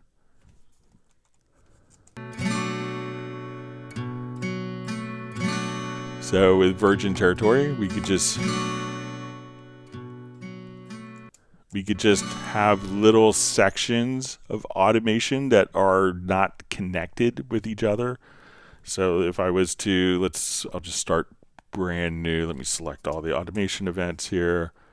So when we do trim or virgin territory, I can move the automation, and then as soon as I stop writing, there's no connecting data between the two. So I could just completely start here, and these automations function independently, so that, and if I wanted to now come over here and just say, okay, freeze trim, we can now write values between these. Or when we just kind of come over, see where it's at. But we could just simply come over and we could connect those automation values as well. So if we could say, okay, let's take it out of virgin territory, then we could let's just find. So if we come over here, we could say fill gaps on selected tracks. So let's say if I have this particular track selected, we come to the little drop down menu. Then we could just say, okay, I want to fill the gaps. I could also just come over here and with the drop down menu say I want to delete automation in the range. Now there's also where we could choose to have our different automation modes here. So let's say as we're working, let's say I have my punch in, punch out points here selected. So I have my left and right locators. I could say I just want to write my automation between those values. And at that point, we could just only write, let's say, within the loop. So if I'm kind of finding a static value within the loop, and I say, okay, I want it there, or I want it to be here. Once I set that value, it's going to set a static value between the loop. I could also say I want to write until the punch in. So let's say we're automating. So we could write to the punch, or we could write automation to the start or end of the event. So let's say if I'm here, I want to write the automation, and let's say I have to start. So I haven't quite gotten, let's say I'm in the middle, I'm mixing 10 tracks of audio, and by time I'm here, I'm at measure 19, but I want to set the initial value, I would say to start. Then I could just kind of say, okay, this is where I want this value, and it will automatically write that value to the start or write the value to the end. So at that point, we could just, once, if we haven't gotten, we don't have to rewind to get our automation values. We could write that to the start or to the end or to the punch in or within the loop. And if you double click, I could always have to start or to end always available. So if I'm doing a quick mix and I want one static value, I can say, okay, this is the level, and then that would write the automation node at the start and at the end of the file. So it's a quick rundown. You also have kind of like your automation reduction level.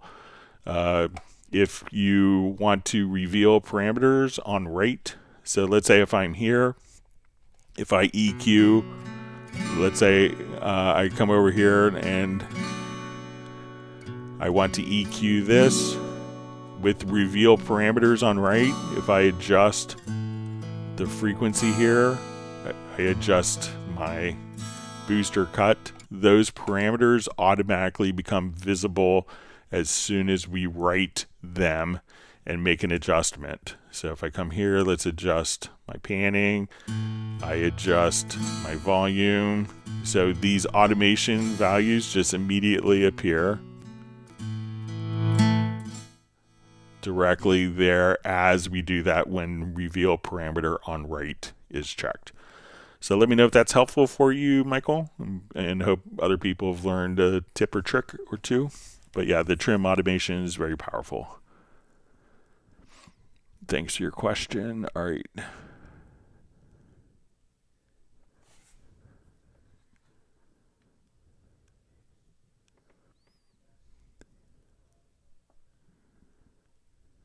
Okay, reading through. All right, so Ryan Hardos just says insane possibility. All right, Pablo is saying Greg is macro knobbing.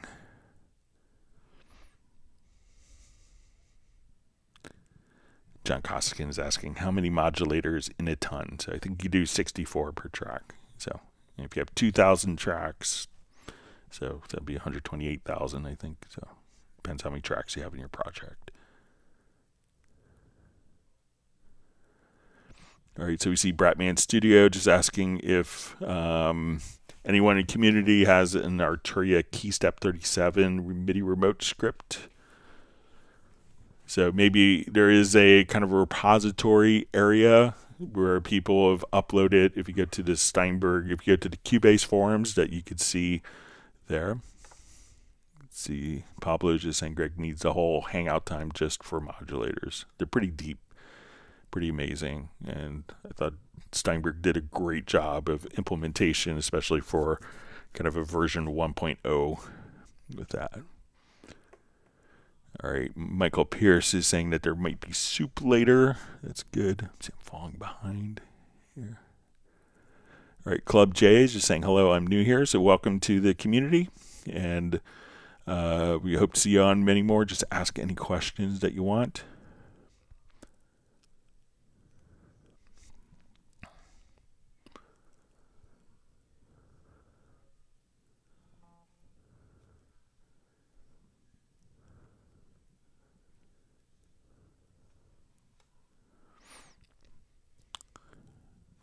All right, my chat field jumped, trying to catch up.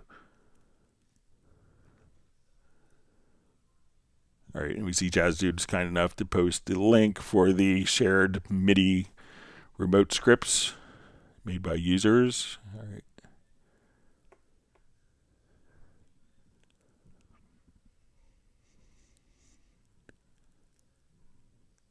Pablo apparently ate homemade fajitas today.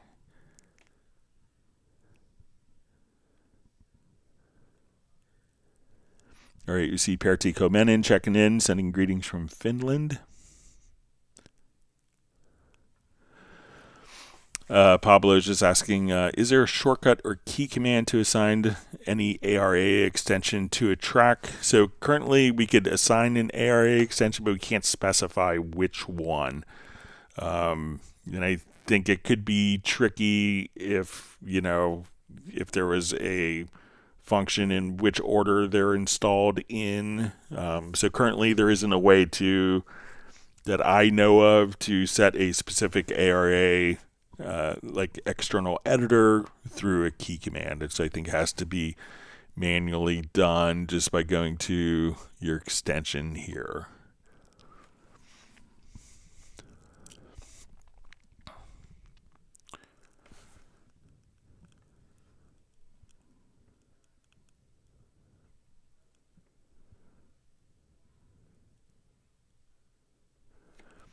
All right, Feb9 just says, I just joined. How did you get that spectral editor view again? So when we we could have a editor here where we see our sample editor, but when we go to like an extension, so when we go to the extensions here, we could just choose like spectral layers. And now when we double click, we're running spectral layers via an ARA extension. So just come here to the extensions, and like if I wanted to run it in Wavelab, we could now double click and it would open in Wavelab, or we could choose to open it in spectral layers and do our spectral editing. Or when we have no extension selected, we go straight to the typical sample editor.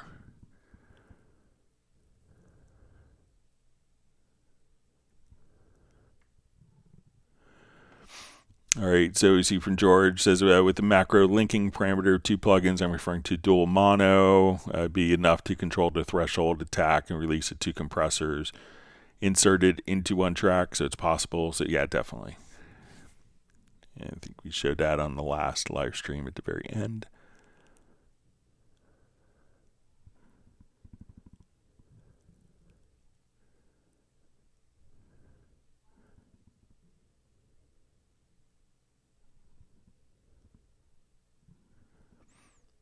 All right.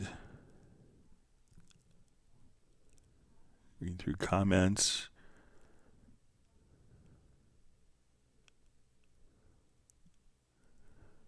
All right, so you see FlyV just says, oh, nice, thanks again, Greg. I found hit points now within the sample editor, and you see now it's automatic mostly. So, yeah.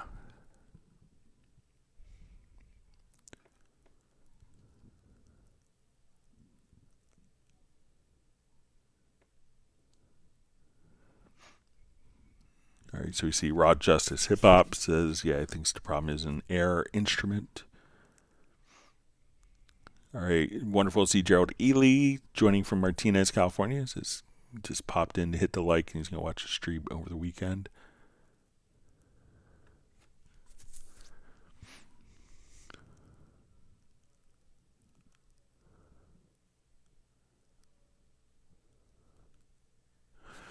All right, Pablo asks, how can I colorize all the tracks in a folder with a specific name using the Project Logical editor? For example, all tracks, audio group and effects in the drums folder. Okay, so I think we could do, so if you want to do it by the folder name, I assume. So let's,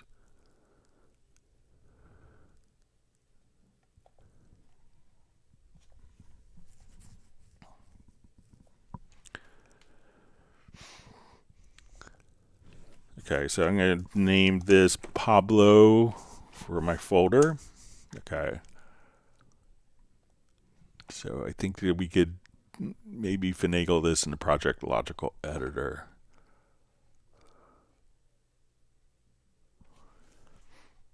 Okay. Okay, so I want to take every track here that's named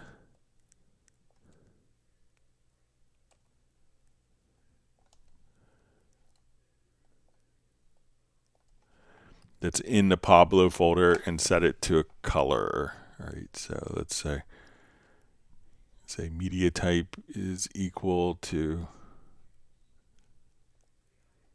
let's say container type is equal,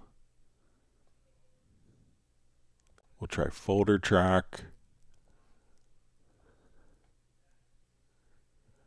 We'll say property is set to parent object is selected, and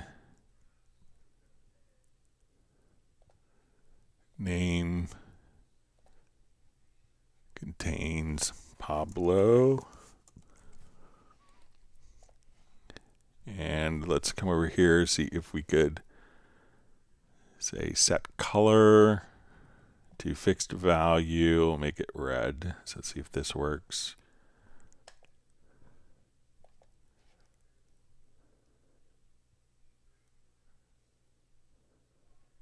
All right, let me just see if I set this to track.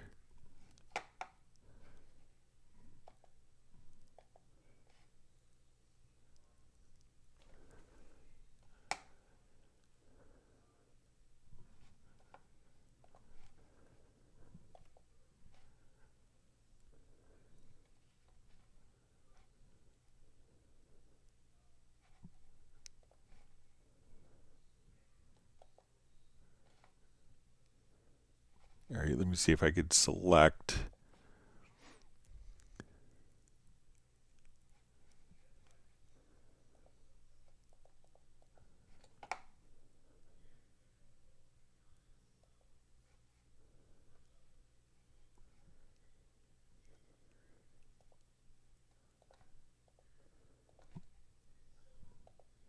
All right, so we can select all the tracks, and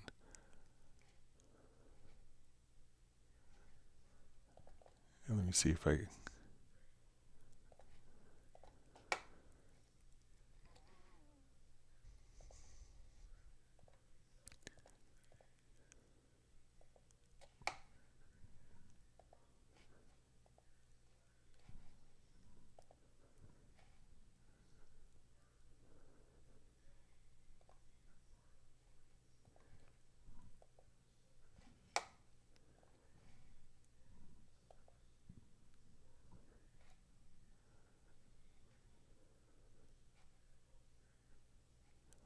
I think I did this on a previous live stream. Let me see if I could.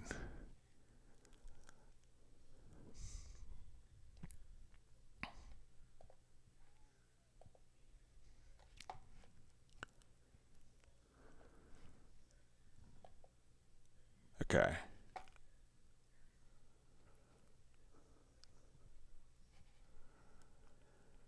Right, so let's say name equals Pablo. All right, I'm going to put these into a different folder track.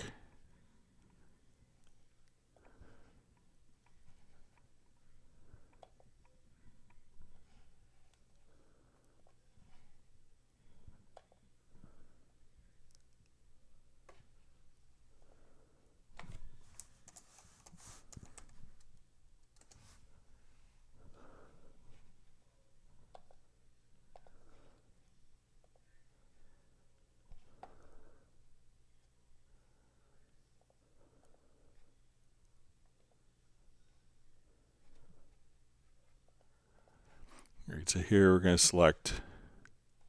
So if I have this selected,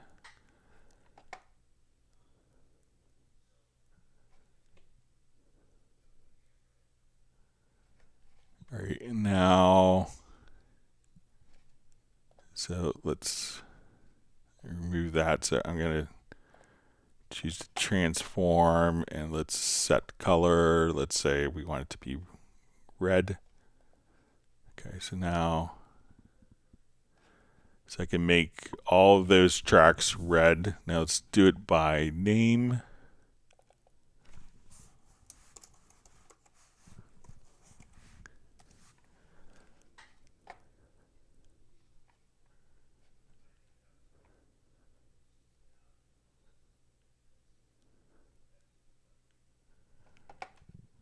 All right, so let's say if I have this selected, all right, so it's going to change. Okay, so let's change this. We want to do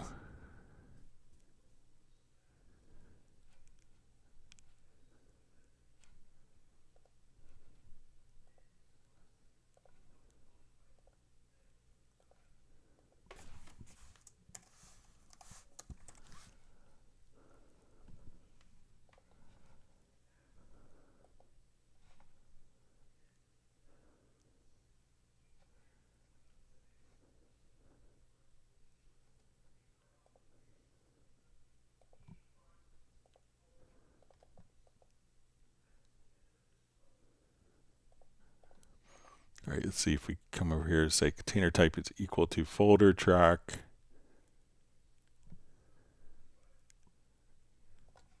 And then we'll say name contains Pablo.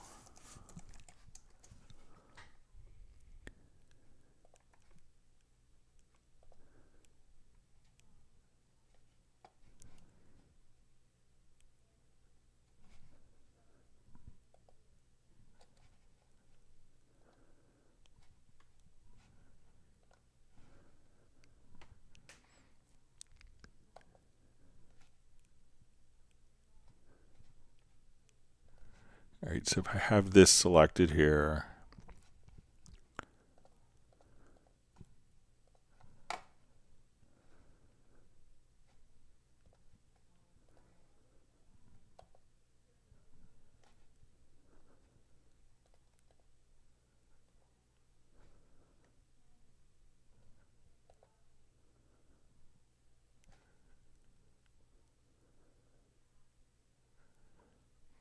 so let's say we'll say selected group green.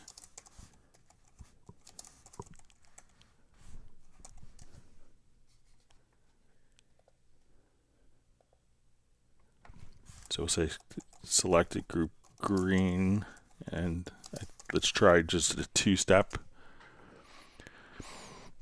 version of this. All right, so I'm going to put this as a post process.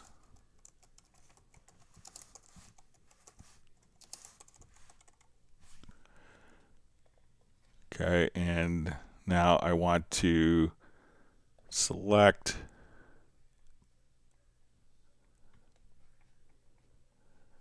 a folder track where the name equals Pablo. And then to change it to be green, so let me just change all these tracks here.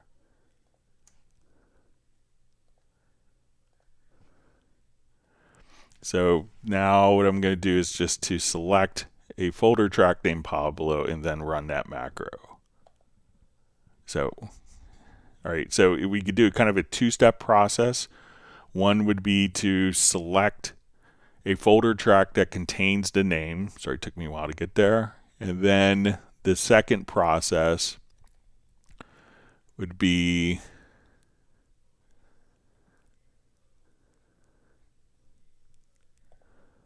where we want to say container type is equal to a track, property is set to parent object is selected, and then set the color.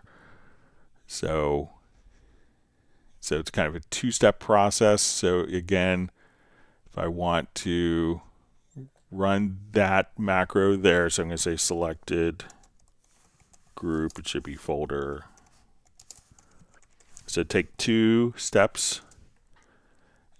And then what I want to do is, in the first one, is select container type is equal to folder track, and we say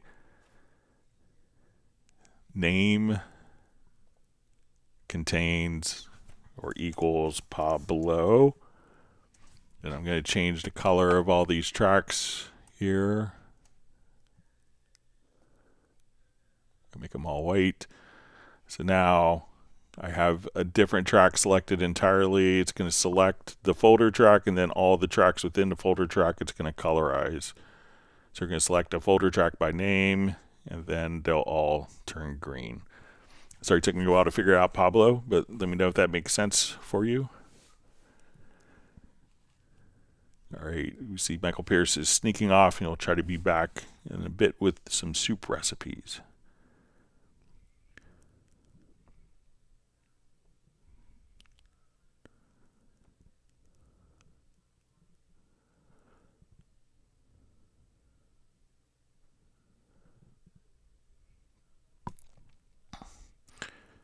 All right, so Rashab Saxena says, can't we bypass automate 3 insert plugins out of 6? Okay, so let's see if we can maybe do it with the macro.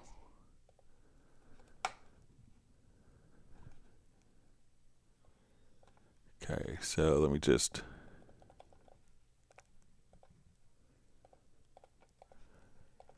come over here. Let's drag preset.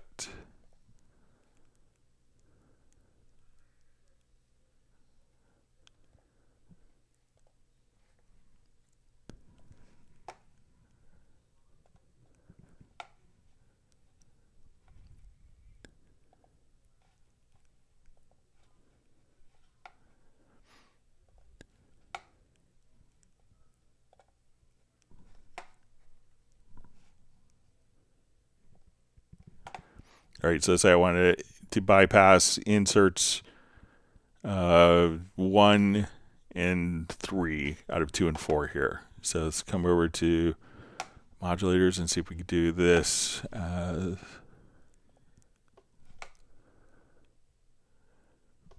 right, so click here. Let's see if we can bypass. And now let's come over here. Let's say we'll click this unit. We'll open.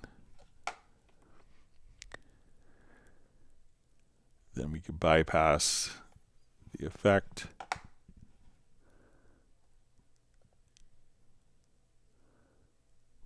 All right, let me just. So come here, bypass the effect. Okay.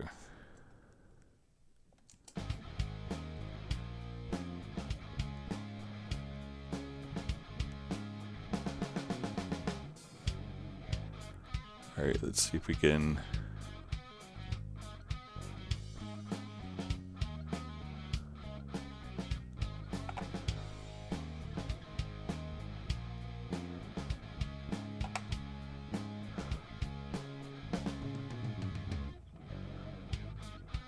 right, let me just see if I can.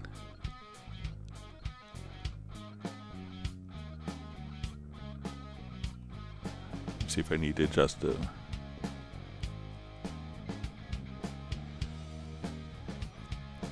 So it seems like we should be able, let me just.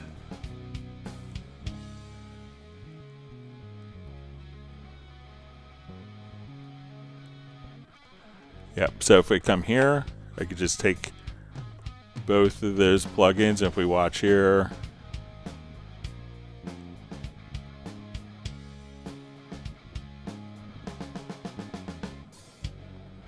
and now we can see the automation.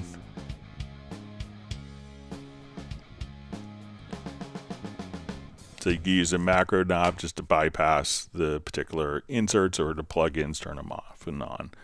So let me know if that makes sense for you, Rishab.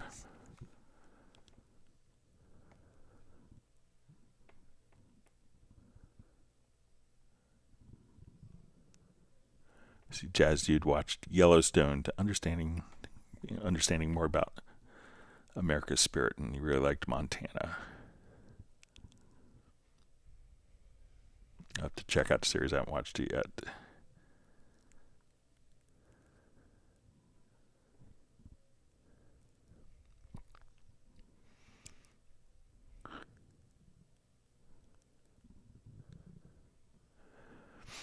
All right, Feb9 asks, any suggestions when collaborating on a session remotely, particularly when your collaborator doesn't have the same plugins as you? I'm guessing freezing tracks. Is there any other way?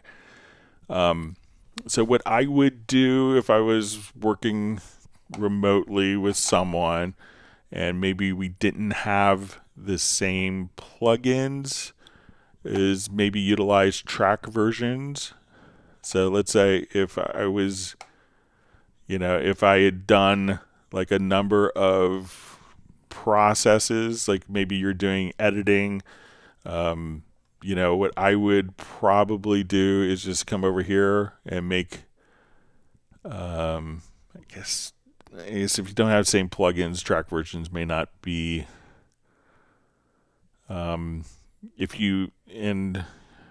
to think, so probably freezing the particular tracks. Like if you're, what I may do is, if we come over, let's say for instance on this track here, this kick track, like I wanted to put some plugins that maybe my collaborator doesn't have. So let's come over here. And let's get to the channel strip, and I want to come over and say, okay, let's do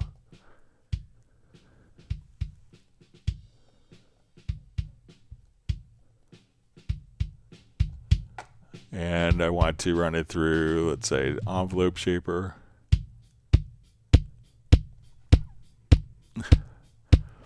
So if I wanted to apply those sounds, what I would probably do, and they don't have like those plugins or those inserts, I would maybe duplicate the version and come over here, call this rendered, and I would just probably come right over here. I would select like the track itself, and we could say, okay, let's come over and I will do a render in place. Just turn this off. So let's get to a render in place, and we'll do it on the selected track here.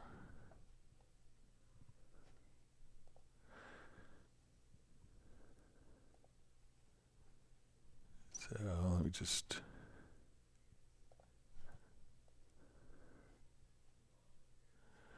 and I would come over here and say, okay, I want the channel settings, so I could render that.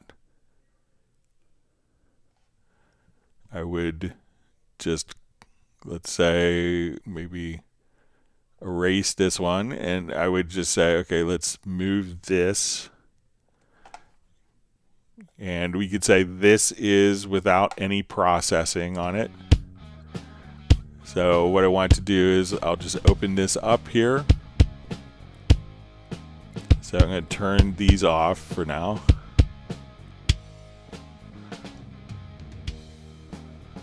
So let's say I don't have any EQ on. And then what you could do is just say, okay, here's the original file. And this is the one with the plugins on it. So this way you could just kind of switch back and forth from the original to a rendered one. So that could be an easy way of, you know, being able, like, oh, I hate what you did. You know, you can just go back to the original file, and here you could have the rendered process. So that may be a good method if dealing with different people that are not necessarily, you know, have the same plugins for you.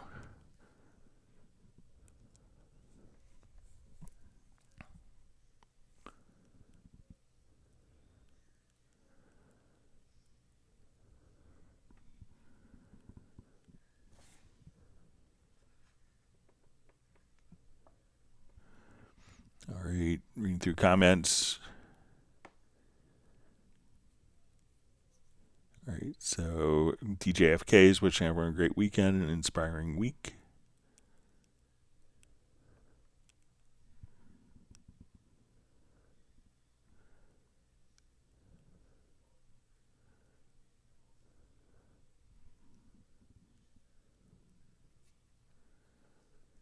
All right, wonderful to see you, Richard.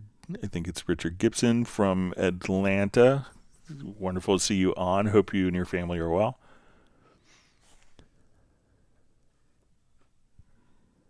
All right. Wonderful to see Sable Winters on.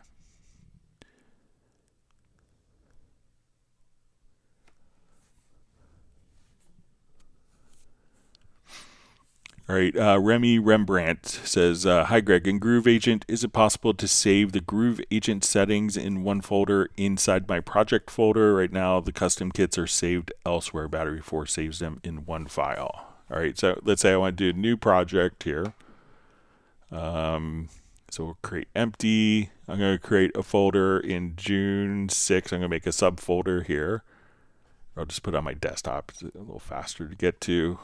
And we'll do Groove Agent project. Okay, so, and I'm going to open up an instance of Groove Agent and make a custom kit. So we'll come right over here. Let's say Groove Agent SE, since everyone has that. I'm going to drag some samples over.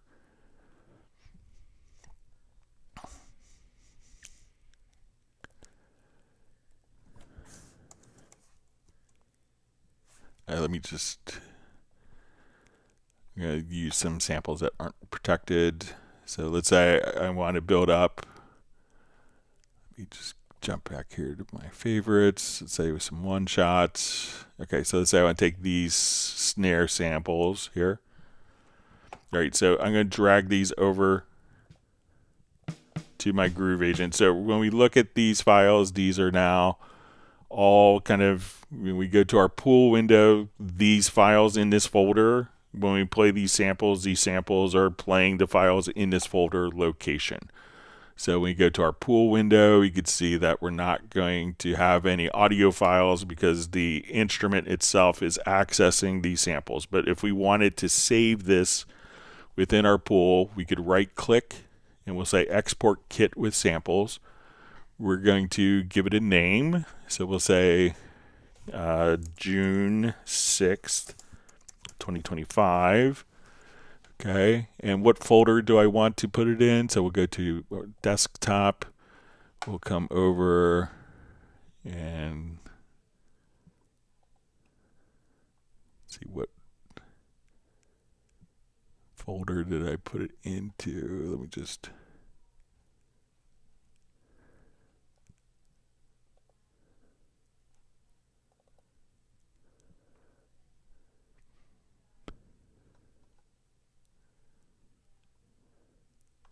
I think it was destination test. Okay. Let me just check the project folder here. I'm just going to save this. Okay.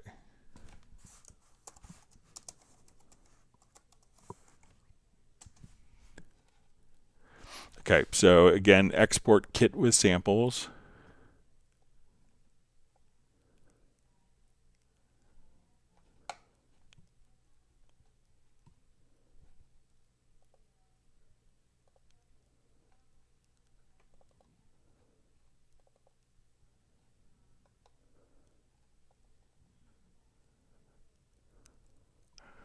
All right, and let's say I want to save this into, I think we could,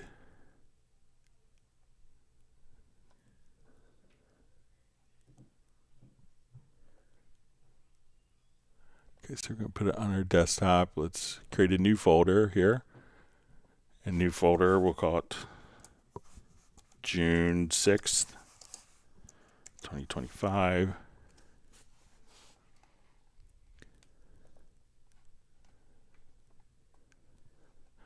Okay, and then what you want to do is just come over here and say you want to export the files.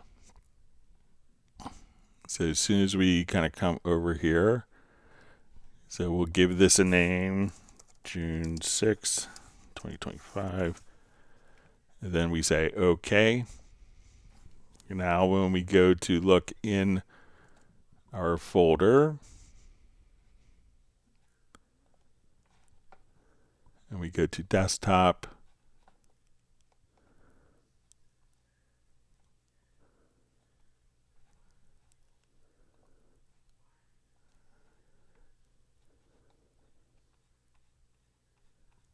let's see if I add it.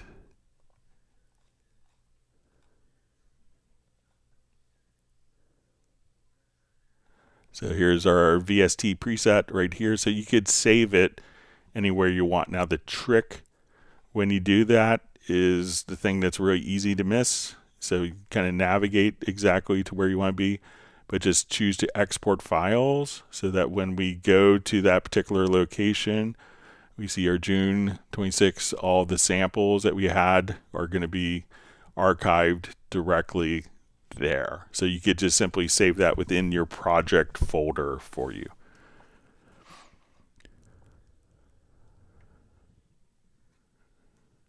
Okay. Okay, so we see Soren just says he's on the phone. He'll email the problem. Very strange problem about the underwater plugin. All right, so wonderful to see Neil Patton on, one of my colleagues from Yamaha. He's our West Coast Steinberg sales rep. Wonderful to see you, Neil. Hope you and your family are well.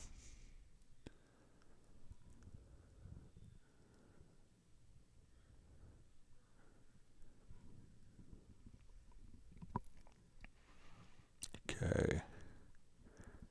See Sable Winters is hoping I had an excellent week, so it's been good but very busy.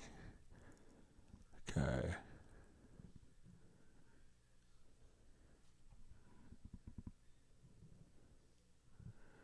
All right, Alti and Lee says hello from Austria. What would be an easy way to show / highlight song structure of an acoustic recording project? Verse 1, chorus, verse 2, chorus, bridge, etc. Thanks. So what I would do, you could use an arranger track for this. So let's say I'm, let me just look for,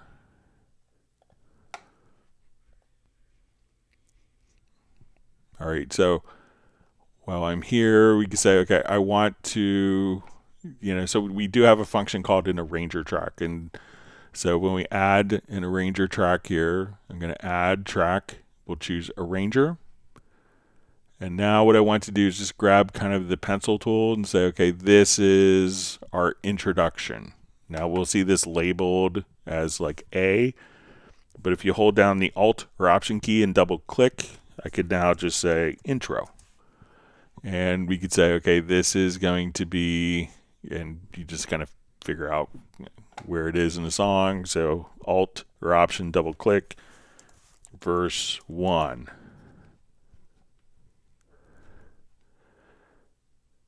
Let's say this is the chorus. Alt or Option, double click, chorus.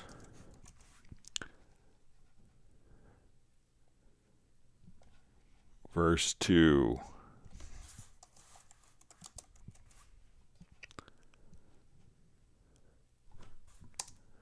And let's say chorus 2.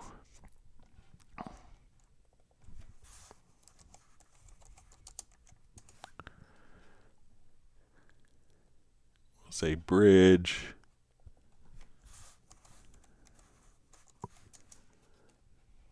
And ending.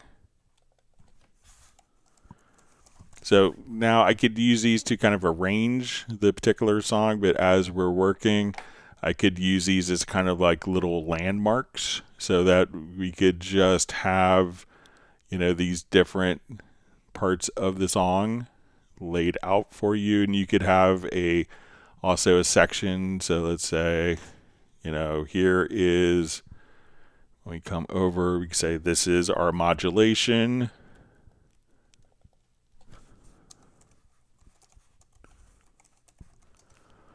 So you could have parts within parts as well. So you could just kind of come right over here and have everything kind of laid out for you. And you want to make this taller, you can as well. So that gives you kind of a visual roadmap. Some people will also use markers. So if we add a marker track, the marker track could be a bit smaller overall. But let's say if we add a marker track, and if you hold down, if I come right here, hold down the Command or Control plus the Shift key, I could say, okay, now we could name this intro. So Shift plus Control or Command and drag across, and we could say, verse 1. But you can see how that could be smaller, but we could just come over here and navigate between two different parts of the song with utilizing the marker track as well. So two different approaches for kind of mapping out the arrangement of your song. Ara Pro asks, hi Greg, is there a difference in quality when using Cubase 14 with Rosetta?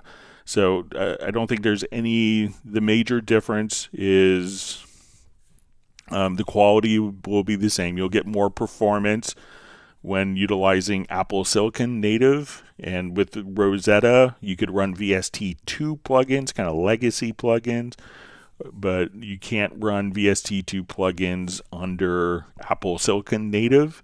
So if you need to run VST2 plugins, you could run it in Rosetta, render the file, and then reopen it inside of Apple Silicon.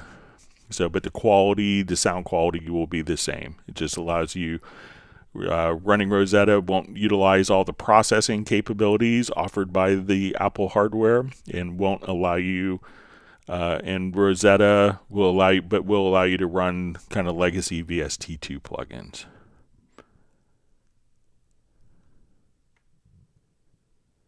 We're seeing good cattle ranching tips here on the live stream discussion.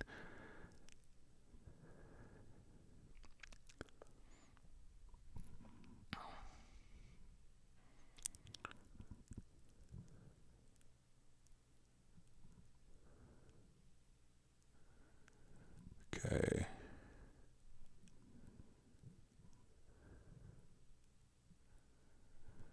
See, Tim K just says, mentioning people still travel to Wyoming to work on dude ranches as tourists. I know a guy from my hometown who went and loved it. You might check it out one day, Jazz Dude. I think Wyoming is incredibly beautiful. I got to go to the Grand Teton Music Festival when I was in college to perform and study.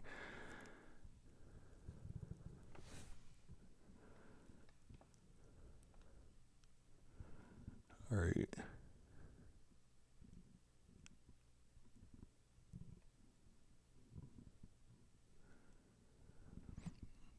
All right. We see Daniela on, says, wonderful, you show other user projects, but it's not the voice of Greg, it's Don's voice. What happens with Greg? So I'm still here. Let me see DaVinci Girl. It was another window, sorry. All right.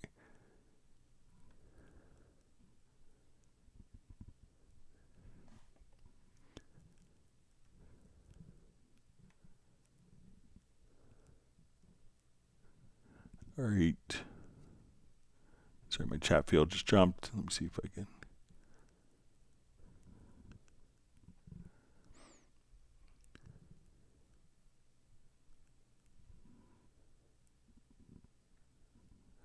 All right, so we see VTS 404, I believe it's Vishnu. Thanks for joining.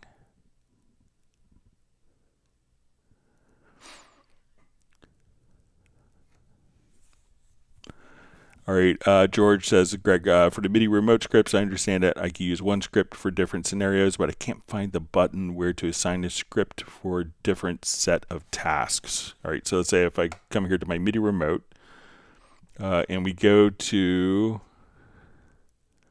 the mapping assistant.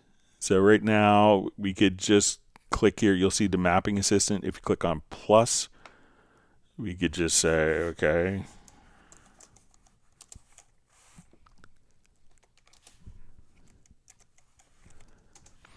All right, so now when we come over here, we could have different, we could just kind of click on the plus symbol, and then you could hit OK, and then you could just have different pages right here. So you could just say, okay, I want this set of controls, I want this to be my mixer, I want this to be the EQ, I want it to be an untitled page, so you can just switch between different mapping pages right here. So go to the mapping assistant, which you could also open from the top right hand corner, and then go to just click on the plus sign, and then you could just come right over here and switch between different mapping pages. And you could also duplicate, rename, delete, etc. So let me know if that's helpful for you.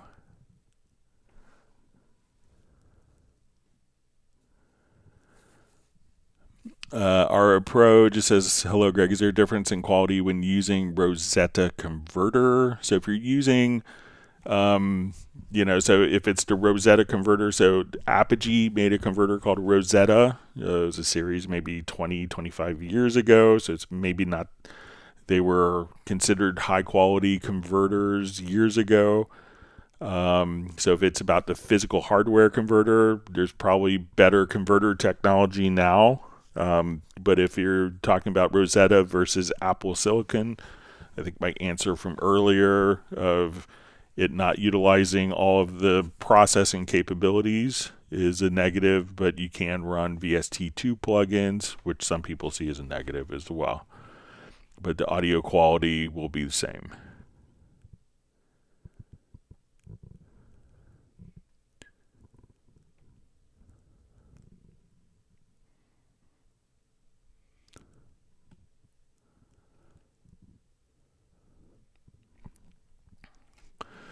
All right, Feb9 asks, is it possible to edit new selections while maintaining your current loop selection without reselecting a new loop cycle? All right, so let's take a look. Thanks for all the great questions today.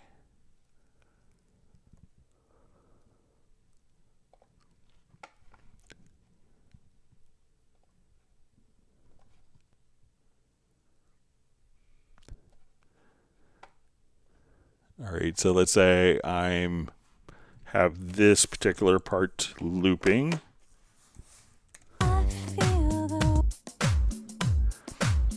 So let's say I have this loop going here, and I want to edit MIDI data. So I could just come over here and edit my MIDI. Let's see if I...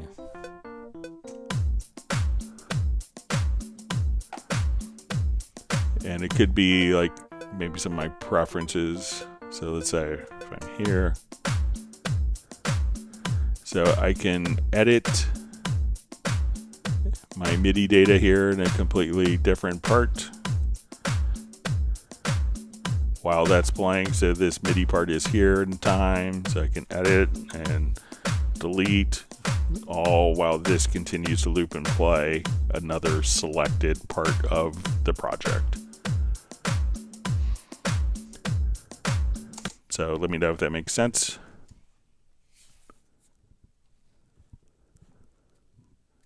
Or if that's what you want to do.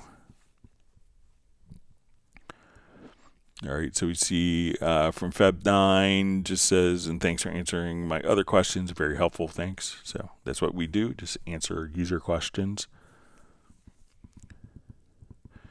All right, so we see from George says, and sorry about being a pest with dual mono stuff, but it would be appreciated if you could pass this on to developers, at least to be able to link to compressor plugins, insert it into one track. So I'll pass it along. So I know we currently kind of do it with with the frequency EQ plugin, so you could do it as dynamic EQ as well.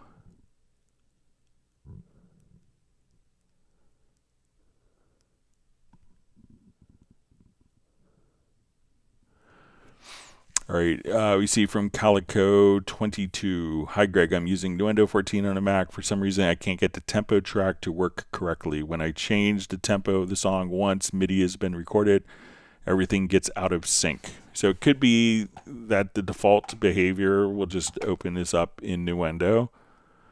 One of the differences between Nuendo and Cubase is the default track time base may be set to linear as opposed to musical. So we'll just open up Nuendo 14 here.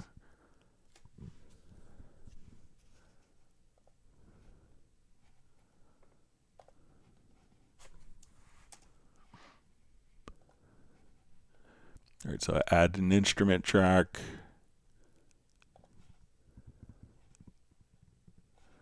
All right, so check right here. You see that in Nuendo, and this is different than Cubase. When you go to a instrument track or MIDI track, it may be, you may see, if you see a little clock here, just click so that you see a quarter note. So, and this way, this would allow the MIDI information to adjust to a change in tempo. But usually Nuendo by default will set it to linear mode, and there are preferences. So if we come over here to settings, there's like a default track time type. So maybe you could just choose this to be musical mode. So try just clicking right there, and I think if you put it into musical mode where you see the quarter note, then you'll be all set and good to go.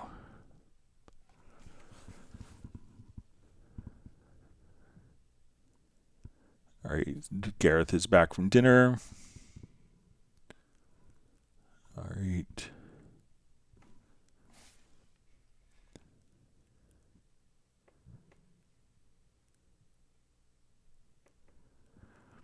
All right, so we have Everytician Hermil. Hello, Greg Undo. Yes, I have a question. How do you understand time signature in Cubase? Okay, so if we want to, let's say, if I have a project here, I think I may have a signature track. Okay, so I'll just start from scratch.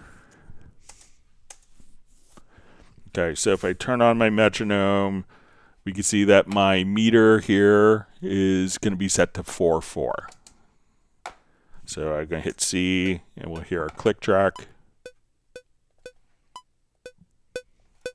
Now, if we add a signature track, so right now it's going to be one value. So if I switch it from 4/4 to 3/4,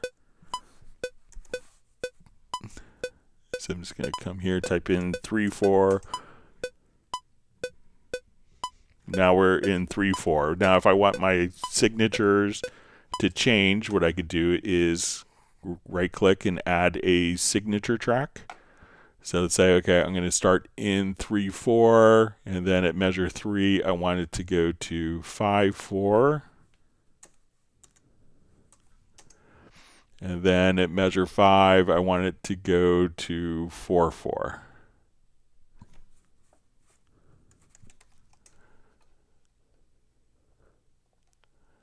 So now I'm in 1, 2, 3. Now we're in 5/4.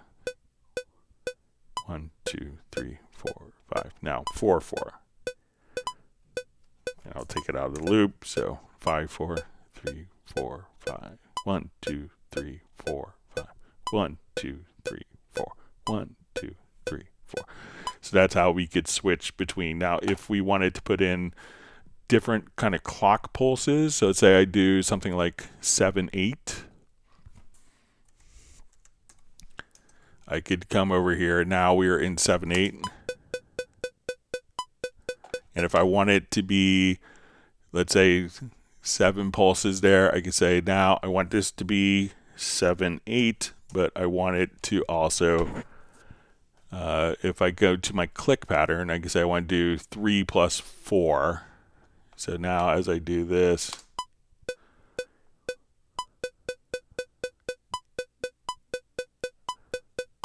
so we could have different kind of click patterns for the time signature to play back through.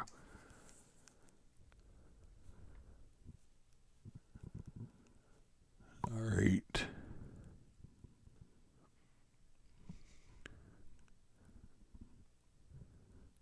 All right, you see Michael Teen saying howdy to Neil Patton. I've worked with Neil for 20 years.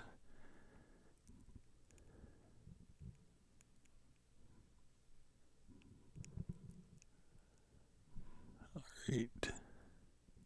One of the best, he's probably the best field sales rep in the MI business, Neil. So, pleasure to have him on the live stream.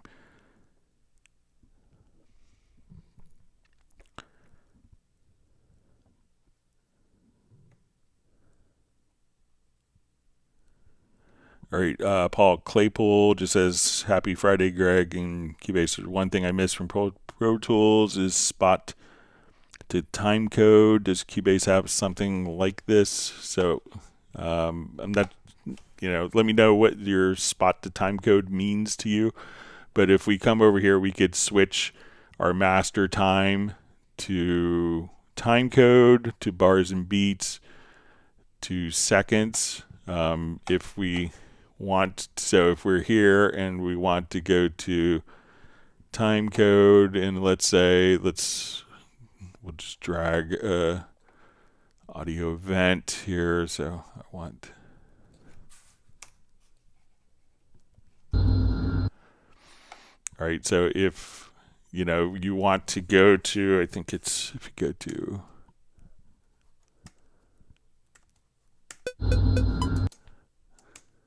so if you are here, so you could switch your time code source. So let's say our master is here set to time code. So if I hit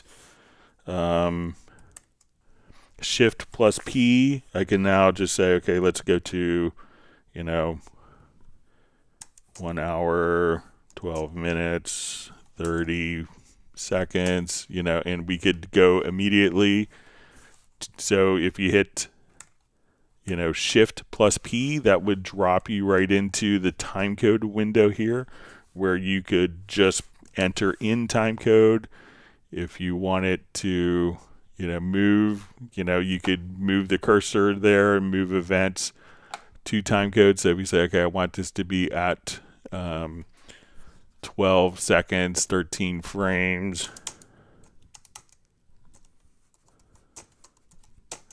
we could just enter the start. So let me know, Paul, what you mean by spot to time code, because we could do a lot of stuff with time code, obviously inside of Cubase, but I just want to make sure I'm understanding the the particular functionality, because I'm not a Pro Tools user. So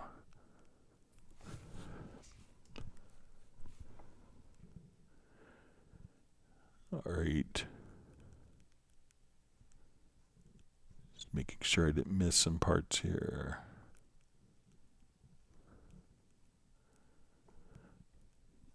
All right, so I think we had some questions that were mailed in, so let me go to those. All right, Gareth is telling everyone to click the like pattern. So it's a great feature in Cubase. All right, so we see Hamo 1974 on, so thanks for joining. All right, let me go to some of the questions that were mailed in advance before we run out of time. Okay. Okay, so we had a question. Let me open up a project I had created for some of these.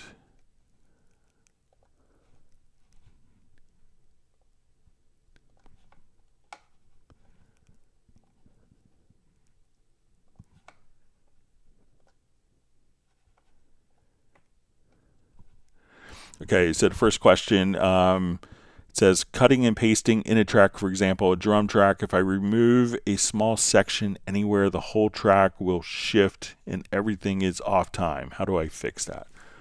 Okay, so there's a couple of things that you do. So if let's say I take a portion of this track here, and if I hit the delete key, we delete that section, but we don't delete the audio in that moment in time. So we can see that this stays exactly where you are. So if I wanted to delete, if I wanted to split, I could hit Control. I could hit Shift plus X, and that would split that particular region. But if I wanted to split that region, so let's say Shift plus X and then delete, we could do that. Another trick that we could do is as we're here, I could select a particular region. If I hit Control or Command plus Shift plus X, we'll see that this part of the file will kind of move over to the left. Some people call it a butt edit. So now when I do that, the event gets shorter, and the particular range that was selected will automatically that will be deleted, and this event will move over to fill that space. So that's Control or Command plus Shift plus the letter X.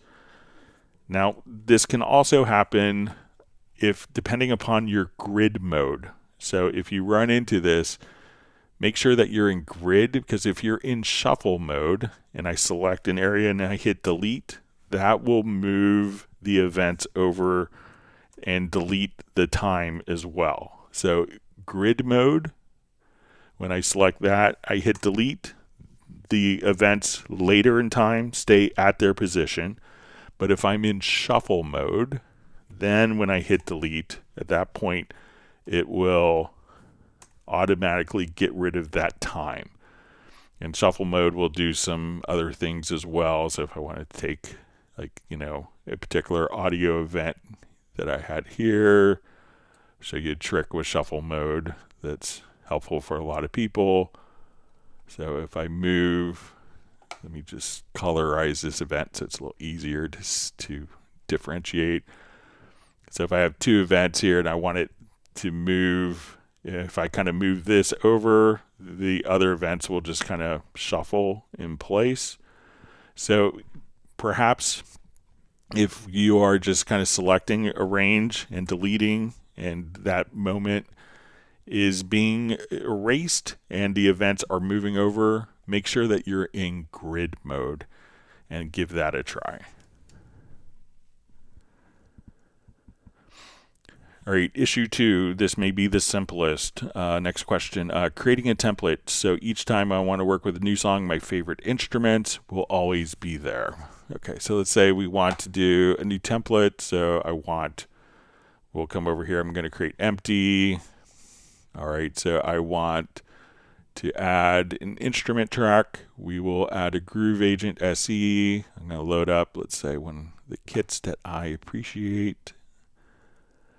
So let's come over here to my Studio SE. Okay, so we'll say forget the past. I want this to be there. So I have drums. I want a bass sound. So I'm going to add an instrument track. Let's get to Halley and Sonic. And we're going to call this bass. And I will just kind of click here, and let's go to like one of the electric bass sounds. We have an electric bass instrument that's quite great.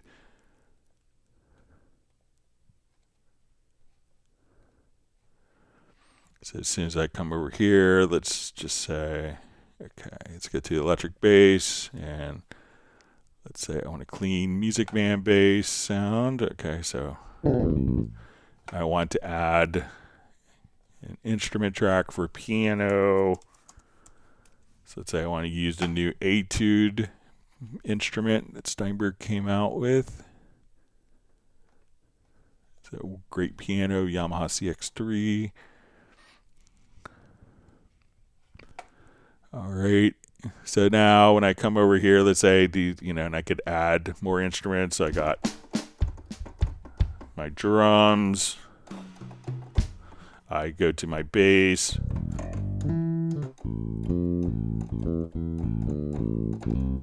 I go to my piano. Now, when I want to save this as a template, all you have to do is go to my file menu, save as template. We'll call this template June 6th, 2025, and hit OK. So now I'm going to close this project. We won't save it. I'm going to say let's do a new project. When we go to our new project, we'll go to more. This will be our templates. So say here's our June 6, 2025. We choose our folder where we want our song to be recorded into. And now I have my drums, my bass, my piano. And that's my template. So once you have everything kind of set up, just come right over here and you could just select Save As Template. And then when you do a new project, you'll see it under More. And if you just keep that selected, then you'll see the June 6. You'll see the template by name, and then you could start off from the same point every single time.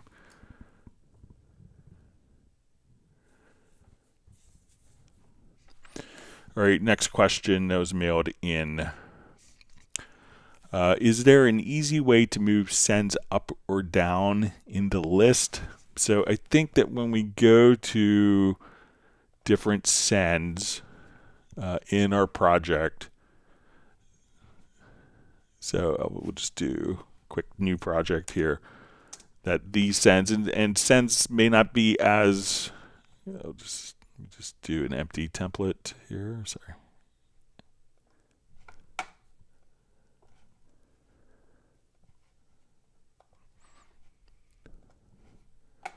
All right, so I'm going to add an audio track, and let's add some effects sends. So I'm going to add effects channel tracks. So let's say, okay, I want this to be my studio delay. I want to add next, let's come over here. We'll add our effect track. I want this to be, let's say, my chorus effect. And I want to add a reverb effect.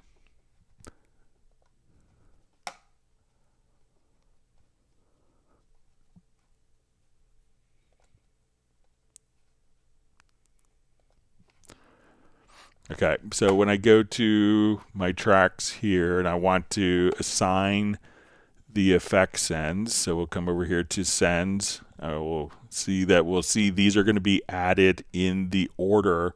We see this list is by the order that the tracks were added in. So if I move my shimmer reverb, let's say to the top position within my effects track, and I come over here, it's still, and we select our audio track, the shimmer will still be at the bottom because the order is determined by how the effects were added into the system. So there isn't a way to necessarily move this up top. Generally, the send effects, when we are utilizing send effects, the order isn't as critical. So if, as opposed to like insert effects, because when we use insert effects,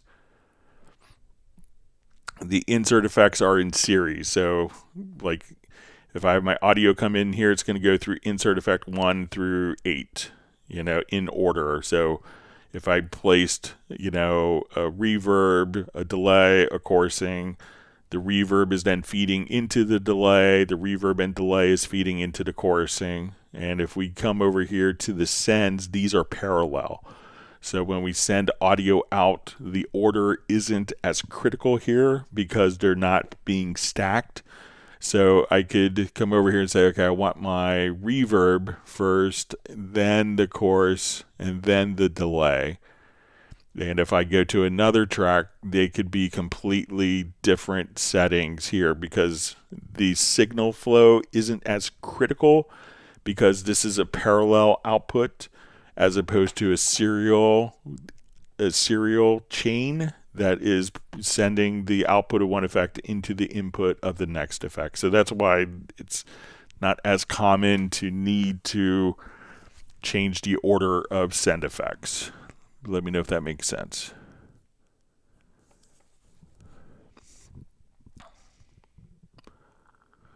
Okay, next question. Is there a way to save the project and all upcoming saves, like save new version and so on, to more than one location? It'd be really nice to have the option to automatically save the project both at your set Cubase project location plus another location on another drive for backups.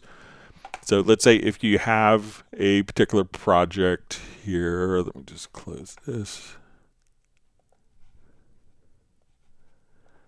If we have a particular project and we want to, save it to a different location. So, generally a project can contain, if it's all MIDI, it's just one project file.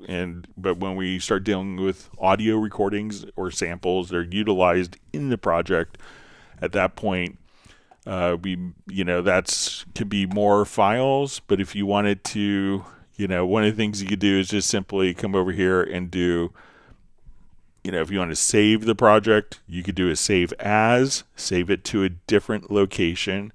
But there's also the backup project. So, we have to think of the project, if you wanted to truly archive stuff, there's a project file. The project file contains like automation, parameter adjustments, mix consoles, so a lot of the data, but audio files are kind of referenced, from the, they're not in the project file. So it's a reference to a folder with audio files.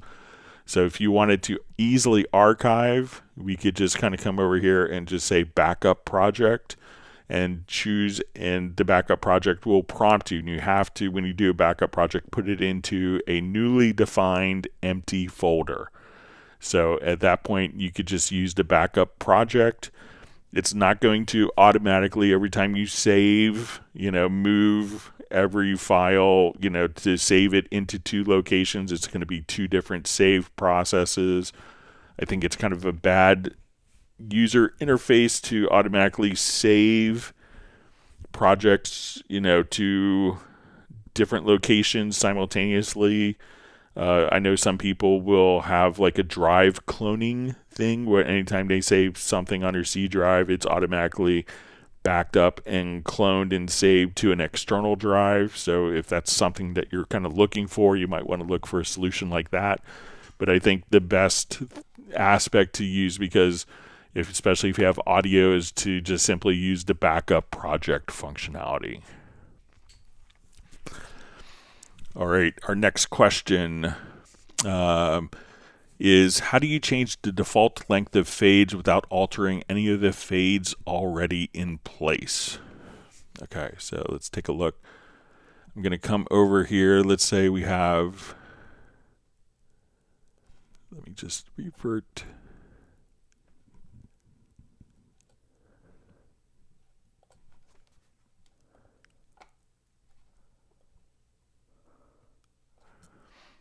Okay, so let's say I have two different, I have two files here and I want to apply a default fade. So I'm going to come over here. Let's say I want this fade to be on this to be, I want this fade to be like 6 measures or so. I'm going to come over here, and let's say I do a 3 measure fade in. So I'm going to double click into fade area. I'm going to say, let's apply the length, and I'm going to choose as default. Okay, so now when I select a different audio file, so let's say I come here, and I go to my audio menu. I think we go to fades, and let's say apply standard fade in. That would keep the same amount of time, but we noticed that it didn't affect the previous fades at all. So we could have kind of a default length, but that default length is going to not affect the pre-existing fades. So again, we would just kind of come right over here, double click, open up the fade editor, click apply length, set it as default. Then anytime that you select an audio event on the project window, it will automatically just simply apply that fade but not affect the other fades.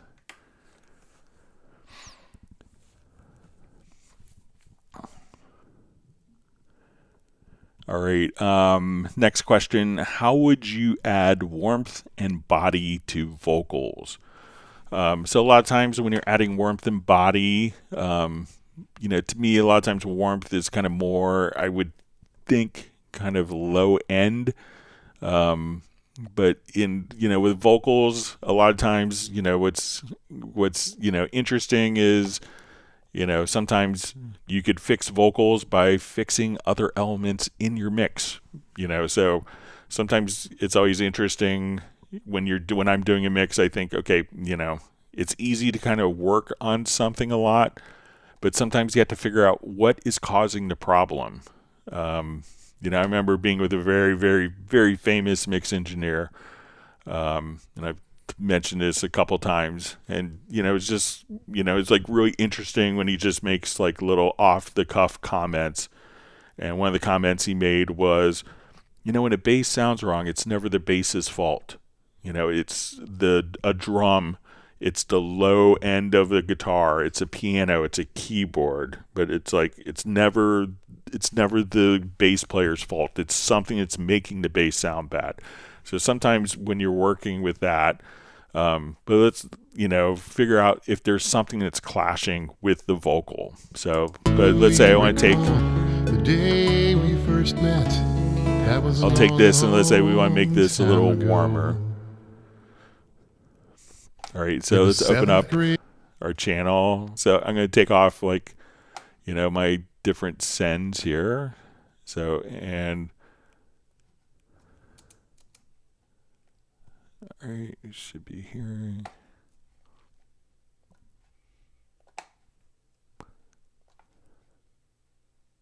Do you recall the day we first met? That was a long, long time ago.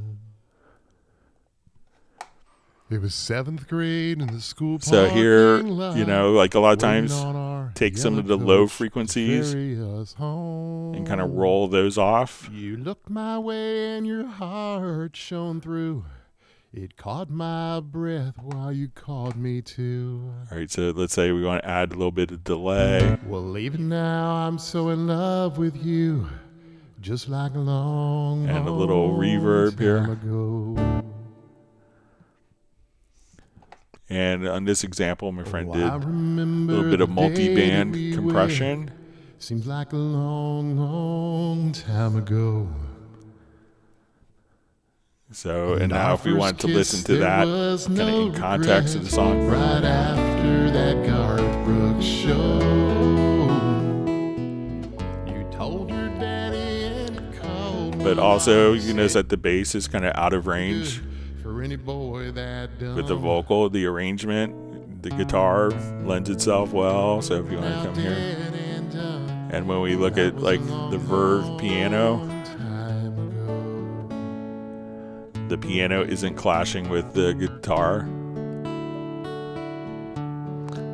add the bass. So the arrangement can also make the lead vocal sound warmer. And I know your dad's pretty happy now, 'cause what began as our first kiss, it started all of this. So, think subtractive EQ, but, think of the arrangement and, often take out kind of the very low rumbles. Don't put too much effects. It's really easy to put too much effects on a vocal. You always want it, I try to make the effect like, to the point where as you're playing with it, that you miss it when the effect is off, but you don't necessarily have it in your face. So those are a couple of things I would do to add warmth and body to vocals. And it's always great if you have a great singer too. That solves a lot of problems. I remember my dear friend Frank Philpetti told me, and he used to do like a lot of James Taylor records, and he was, won Best Engineering Grammys for like a project he did with James Taylor with the Yamaha O2R, the first O2R, at his house in Martha's Vineyard. And, he's just like, you could put any microphone on James Taylor and he's going to sound like James Taylor. You could put an SM57 up and he's going to sound great. So having a great singer is also really helpful. All right, next question. Anything specific in the new Cubase 14 version that just came out that you think is worth mentioning? So there was a change in a preference that, we had a lot of people had comments on that I just want to bring to people's attention. So a lot of times when we come to, it's really easy to accidentally use the mouse scroll wheel to change a mixer setting. And now if we wanted to navigate here, that we could have so many of like our functions available here. So if I have my channel strip, EQ, I have all my sends, that as we navigate, that we could accidentally, make it in, change a parameter setting. So right now when we do this, there's a change in 1403. I think it just came in 1403. If we go to the preferences under controls, we could enable the mouse scroll wheel. So some people love this because this is their little control surface. So if you want to take a channel, and there's another setting. So in previous versions, we could disable in scrollable areas. So if I'm in my large screen mixer, I could now scroll starting from anywhere without the fear of adjusting the parameters here. But I could just still kind of come over to, so we could have that. So that was the setting, but now people wanted the ability to just turn it off altogether. So now if we come over here, again, under editing controls, we can say disable. So this is kind of migrated in 1403. So as we come right over here, we could now not have any adjustments accidentally using the mouse scroll wheel anywhere within your project. All right, let's go to our next question. Hi, Greg. What is the best way to decode complex neo-soul chords in a song? So I think that the chord track analysis is really good for this type of stuff. So let's say if I have something, I'm not a neo-soul piano player, but imagine we had something along these lines.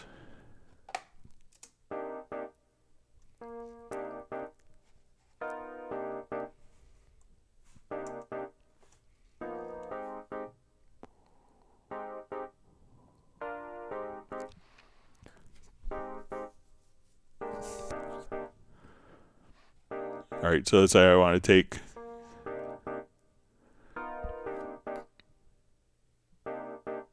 let's say maybe like these could be complex harmonies. So what I would always do is, if you have a chord track here, just drag the MIDI or audio file. We could just come over here. We could just choose we have some different settings for tensions. We'll say okay, and now what this will do is actually show me the exact chords that were derived from the particular patterns that we're working with. So just try dragging the MIDI or audio file straight to a chord track, and that will do the analysis and lay out the chords for you automatically. All right, so I think that's all the questions. Let me make sure. Yeah, it's all the questions we had. So let me jump back to our live questions. Thanks for all the great questions from everyone. And again, you could always send questions in advance to clubcubase@steinberg.de.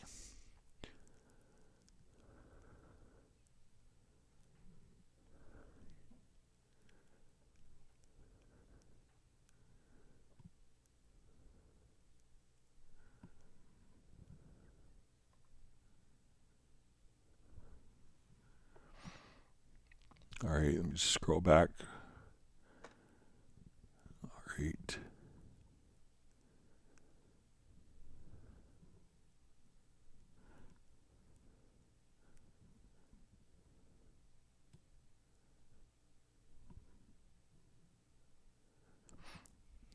Okay, so we see from Paul Claypool says that works perfect in Pro Tools. It's right click, then a dialog to enter time code. The way you showed is better. Thanks.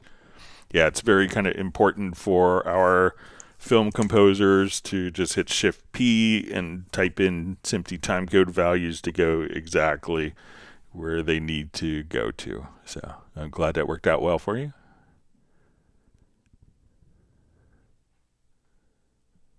Okay. Michael Teams wants everyone to whacketh the like button.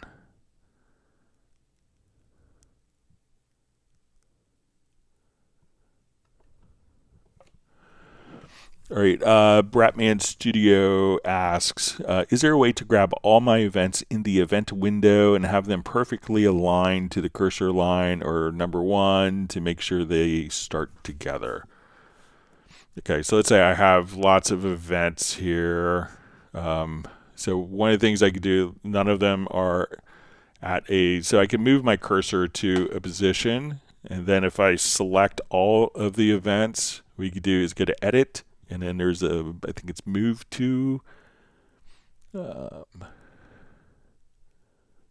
under Move, and we'll say Move to Events to Front. We could say move the event start to the cursor. So now we could just simply, move events. So if I have like these two events here selected, we could just come over. So if you go to the Move command, you could just say move the start or range with the cursor. You could just say, so you could just simply come right over here and say, I think it's also just Command L, and you could keep events proportional, but you could also just come right over there and move all of the events, like selected events here. So if I select the event, we could just move them all to the cursor. So try that, and the keyboard shortcut by default for that is just going to be Command or Control L, and then you can move the events to the cursor. So let me know if that's helpful for you, Rick.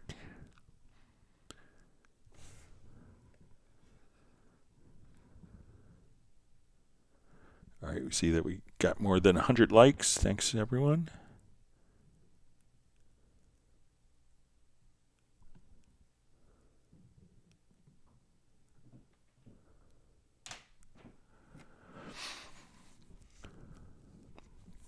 All right, so we see a question from Cycling is Awesome, who asks, hi Greg, is there a way to import my effects channel presets from Cubase 11 to 15? So if you have your effects channel presets, if you open up your 11, you should be able to just come over here and, generally they automatically translate over. You could go to a profile manager, export a profile from version 15 to version, you could export it from your Cubase 11 to Cubase 14. So you could just do it like that. You could also, if you want to find kind of the effects. Let me see if it's an effects channel preset. So let's say if I come here and I open up and I want to create a preset. So let me just come over here to my inserts. Let's add delay. So now I want to save a preset. So what you can do if you want to find the folders, so let's save this as June 6th, 2025, and we hit OK. So we've saved a preset for our mod machine. So if we come over here, we could say, let's go to user presets. We'll say, let's go to our effects presets. So let's say track presets, and or let me just VST effects presets, sorry. And then we see June 6, 2025. So we see the one that we just created. So if you come over here, just say reveal in Finder. So if you do that in version 14, do that same thing in version 11. You could just copy all of the presets over from 11 and place it into the same folder. So if you just kind of want to look at it here, we could just say, okay, we want to kind of see as our list. We could kind of just copy these particular folders right here. So again, once you save a preset, just right click and you could reveal in Explorer or reveal in Finder, and then just copy those presets over. All right, we see from Tim Moinheimer, says mucho likes. Appreciate that from everyone. See Da Vinci Girls writing in German today.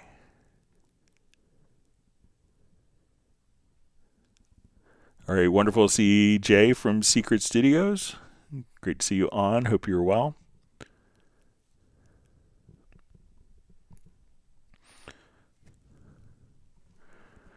All right, so we see Secret Studios. Hi, Greg. Are we expecting different sales each week this month? Like probably Nuendo and others not offered this week. So generally, I think most of the promotions last for, there's not many promotions that run concurrently. So I think, we have the current Wave Lab promotion is going until July 1st. Probably, there may be another promotion starting right after the end of the current promotion. So, but I wouldn't expect a promotion every week. There's usually like a monthly sales promotion of some kind.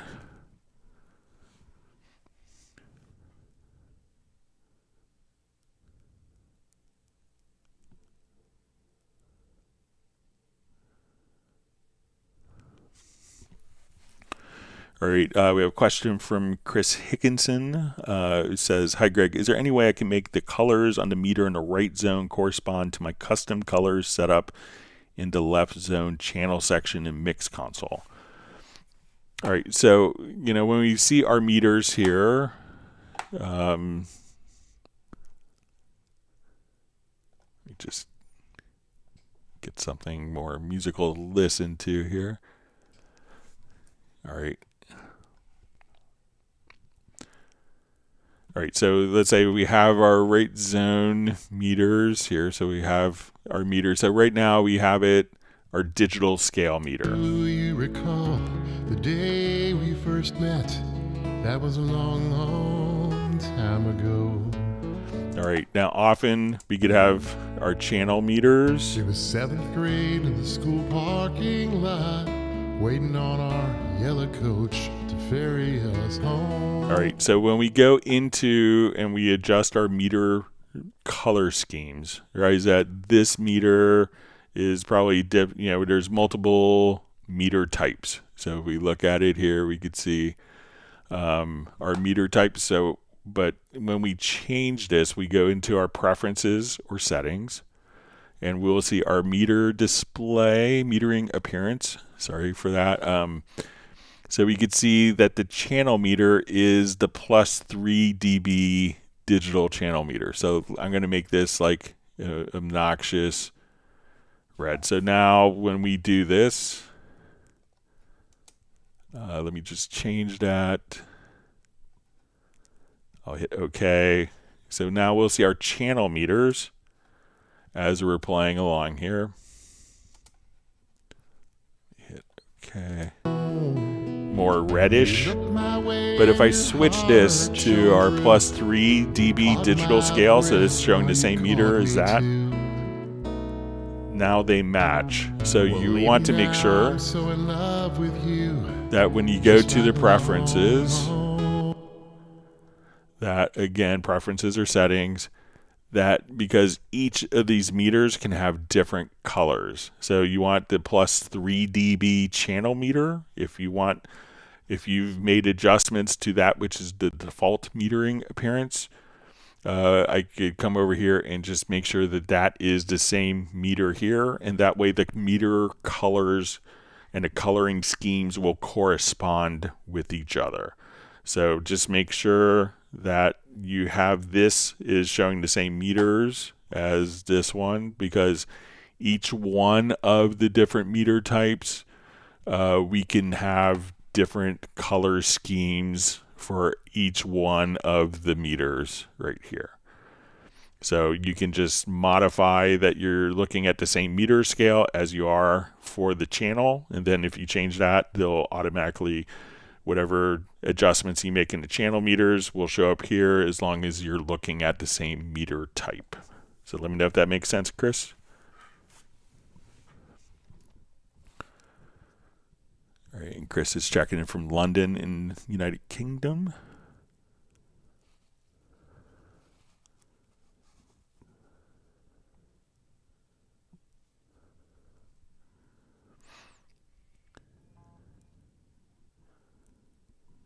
All right, so we see Val checking in from Austria.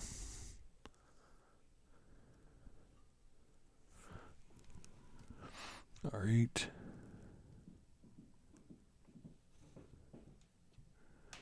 And Val's just saying, hey there, Cubase stream fam. All right, and we see Randy from Radar the Band joining from Dallas, Fort Worth area. And Val is happy to be like number 106.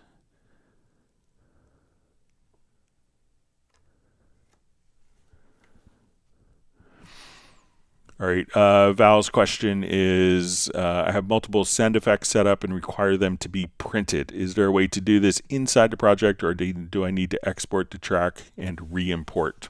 All right, so the trick is you don't, when we export like an effects track, so let's say I'm here and I see like my...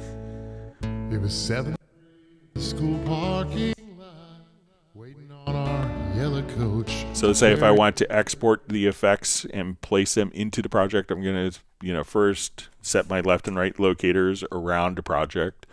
Let's go to your file menu to export audio mixdown. I'll see my effect channel. I'm going to select multiple. I'm going to select all of my effects channels, and right here we're going to just choose to, after export, we're going to say create audio tracks. So I'm going to say export audio mixdown. Now it's going to go through. It's going to export each of the effects channels.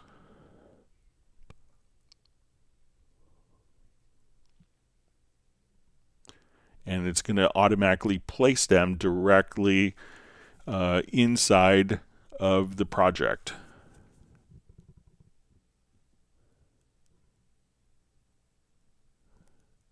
Give it a second here, go through all its number crunching.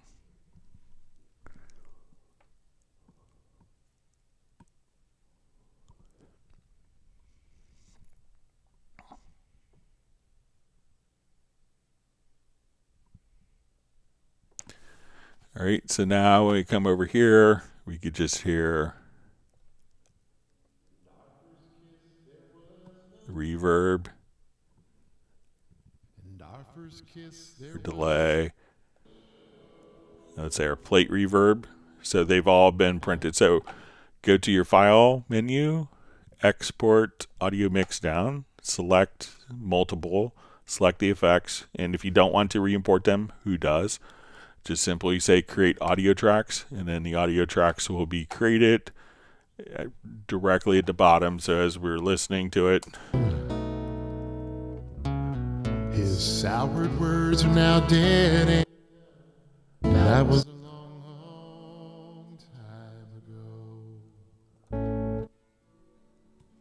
There's our plate. Daughters are married with kids. So try that file.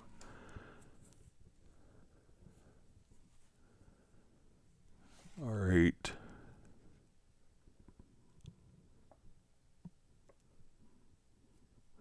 All right, we see Neil Conway just apologizing for being late. You were not in school. You don't have a tardy, so you're fine. We're just happy you made it, Neil. Neil's checking in from Oregon, I believe.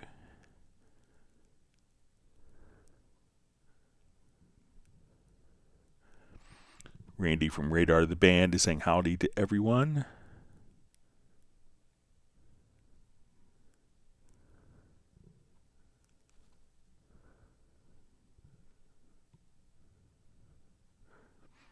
Okay, reading through comments.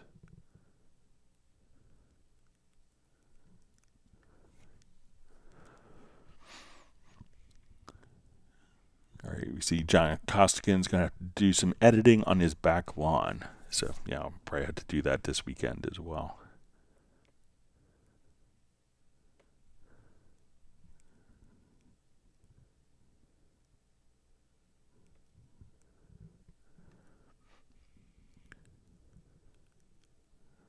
All right, we see Gareth is going to bed. It's late there.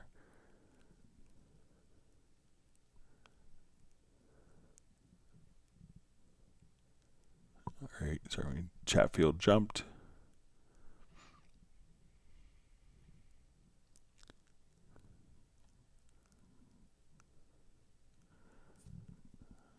All right, found my spot.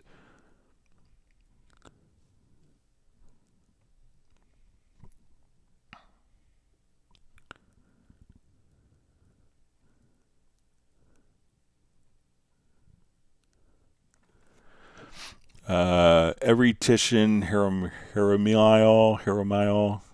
sorry, I'm sure I'm saying that wrong. It says, Greg Undo, do you like Starbucks? So, yeah, I usually get a mocha with no whipped cream. That's kind of my Starbucks order, like a medium. I always get mixed up if it's a tall, it's, you know, whatever their size. Just a medium mocha with no whipped cream is kind of my Starbucks drink. So we have a great coffee shop near us in Alexandria, Virginia called Misha's. So I always like going there, but when traveling, Starbucks, medium mocha, no whipped cream's always good. All right, Anthony Clark has a question. When using sidechain, should use it in the send as well as the effects end, and how to extend the sends if the groups change the gain staging? Should compensate when adding groups too. So you don't have to necessarily use it in the sidechain. So let's go ahead and show some.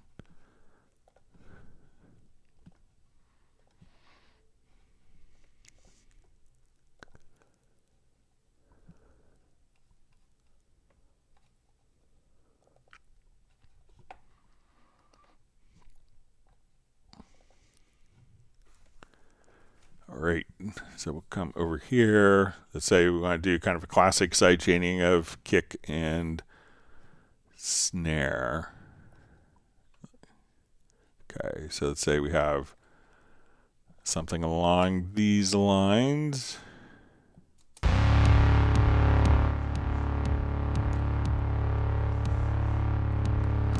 All right, so you could, do sidechaining, several different ways. So one is, let's say, okay, in this example, I want the kick drum to make the bass synth sound kind of duck down so we hear the kick drum better. So I don't want to make the kick drum louder. I want the other things to react dynamically to the kick drum. So I'm going to go to this particular track. So we'll open it up and say, okay, we have a compressor here. On this compressor, I want to activate the sidechain. And as we activate the sidechain, we'll say I want it to be coming from that kick drum. Now what this will do is it will send it directly to a send effect. So when we go to my kick track, we'll see my send effect is now the side chain. So we listen to this.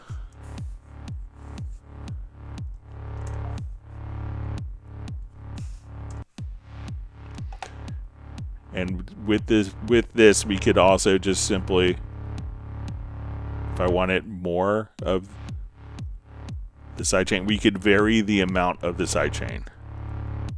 So if I wanted just to be a little bit or more.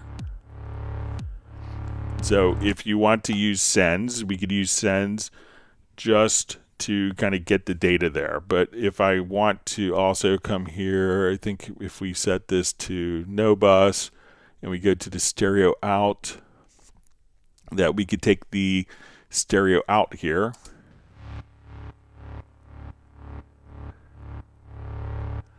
And we could, we could just also use, if like we didn't want to hear it, we could just route the stereo out to the sidechain. Another method could be that, let's say we have our stereo out now. And let's say if we want to, sidechain to a group. So let's say I want to send this kick to a group track. Okay, so we're going to take our sidechain. So our kick is now going out of the group. And let's say here on this group, we want to take our sidechain. And I could go to my kick track here, and so we're not sidechaining because we're not sending that into the particular group. But if we wanted to take the kick, we could route it through a group as well. So, and it says, also says how to extend the sends if the groups changes the gain staging should compensate when adding for groups too. So you might have to adjust the gain structure, but usually it's not terrible. You don't have to do too much with the gain staging when doing sidechaining so much. So let me know if that's helpful for you. All right, well, we hope Gareth is feeling better.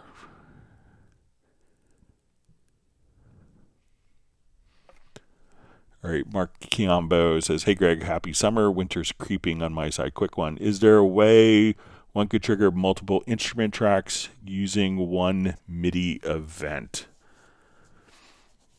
All right, so there's a couple of different approaches. So if you have a MIDI track, so let's say if I come over here.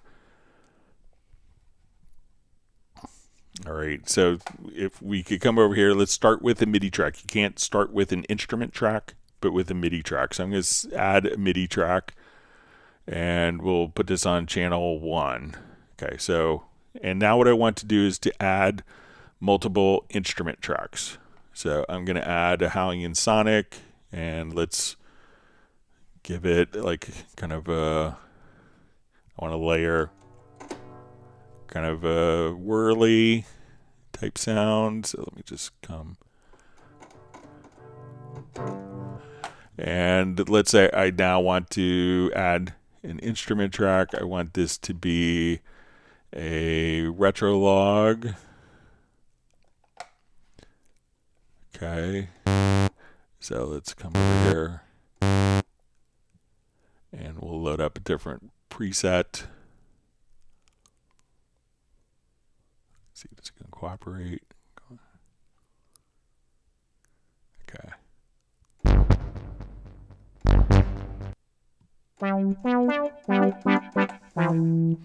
All right, and let me add a pad shop instrument.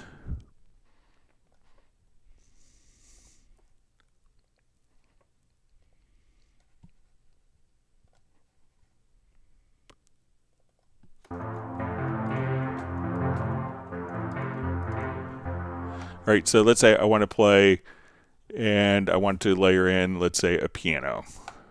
Let's say the grand. Okay. So let's do Yamaha C7.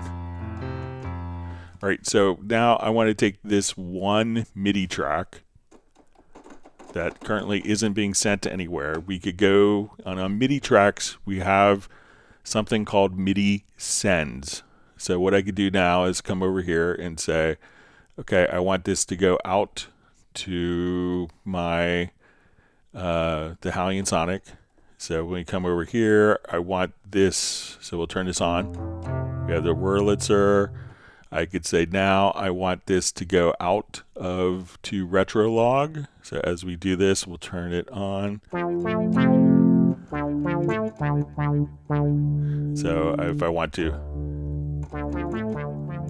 And let's come over here. I want this now to go out to Pad Shop as well. So we'll say,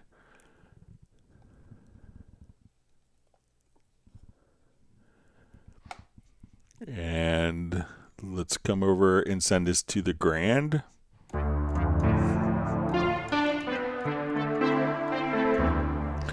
So I could hide all of these particular tracks. Let's get to my visibility. Now I have one MIDI stack.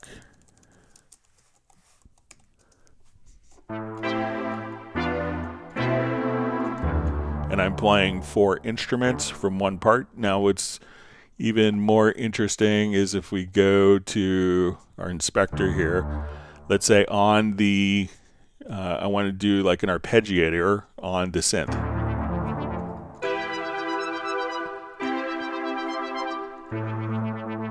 Now let's make it like 8th notes.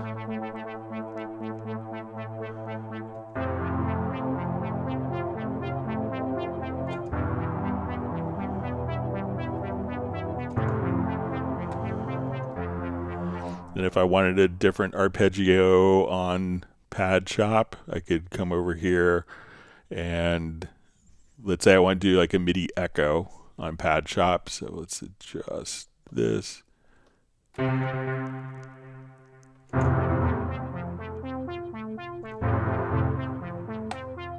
So we could have different MIDI effects going on, but we could also use all of these to layer our different sounds as well. So one MIDI track can go out to multiple sources using basically using MIDI sends, initiating from a MIDI track as opposed to an instrument track.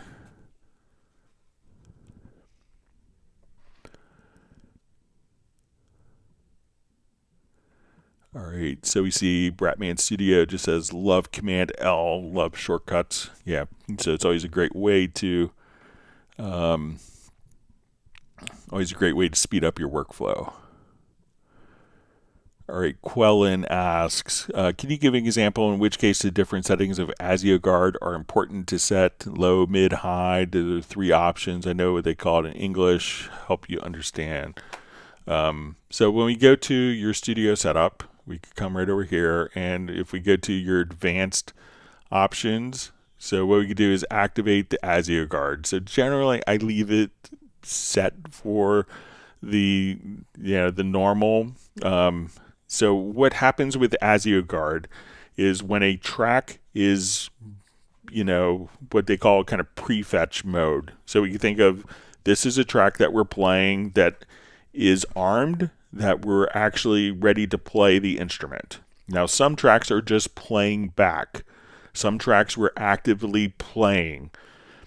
So tracks that what ASIO guard allows you to do is to take the tracks that are actively playing and run those at a lower latency, and run the tracks that are just playing back to run at a higher latency. So the amount of that difference is usually like a multiple of 2, 4, or I think maybe 8. So, if you're running at, let's say 128 buffer, and I think the normal tracks would play back at a 512 buffer. And the track that you're performing or recording to is at 128. So most of the time you could kind of leave it set as is. But if you needed, lower latency on playback tracks, you could set it to low mode. And if you could deal with a higher latency on the playback tracks, you could put it on high. But that's kind of the concept behind, is to run kind of a hybrid buffering system so that the tracks that you need a lower latency on can run at a lower latency, and the other tracks can basically run at a higher latency, so that you get more CPU usage as you're recording, and you could kind of allocate it. All right. So I hope that makes sense.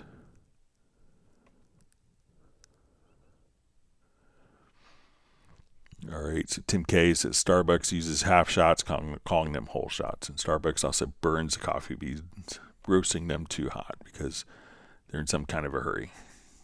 And Tim K prefers other espresso shops.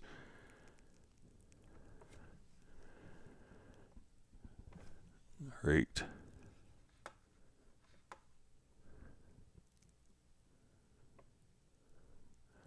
Michael Teams feels like a loner because he doesn't drink coffee.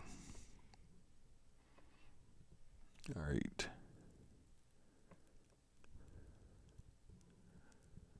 All right, you see Michael Teams wishing that Gareth is going to sleep well. All right. Quellen asks, sometimes my audio skips on a 2048 buffer size UR22 Mark II, big project with third-party plugins, inserts, tracks frozen. CPU and RAM both out on 50%. What could be the problem? F12 guard is peaking. So a lot of times it could be just one particular track, because, when we're dealing with processing, if we have one track that has, like 12 plugins on it, I could probably show you quickly here. So, one track, so when we look at an audio track and we see that this particular track preset has, just come over.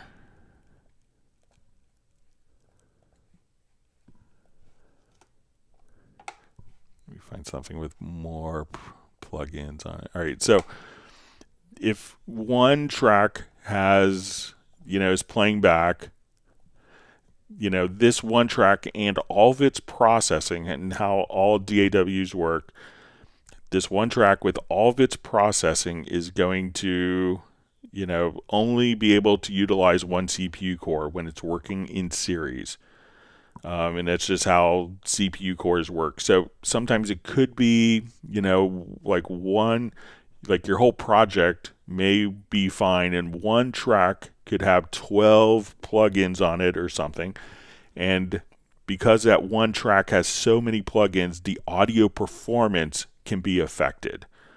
So if you have one instrument plugin, so let's say if we come over here, we add an instrument track and we do something multi-timbral like a Hallian Sonic. If we have 16 tracks all going on one instrument, most instruments will only be able to utilize one CPU core. Now, Hallian and Steinberg is a little smarter because we could actually use multiple cores when using our instruments. Most instruments don't allow you to use multiple cores. So it could be one track that has too many one single track or one instrument that's doing too much. And usually when we have a scenario like that, if you go to the studio menu to the audio performance meter, and you click on, the dropouts area here, this could tell you which exact tracks are causing high CPU usage.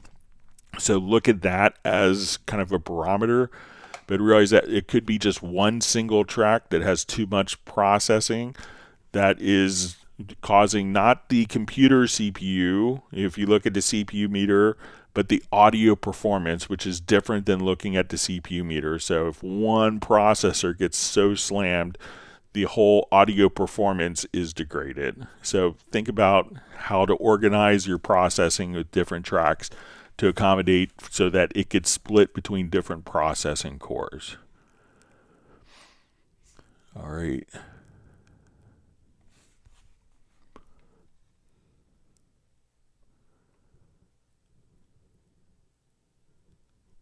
All right. Gareth just says, please all enjoy the blessings of Greg's infinite wisdom. Thank you for the kind words. I'm just an ordinary, average guy.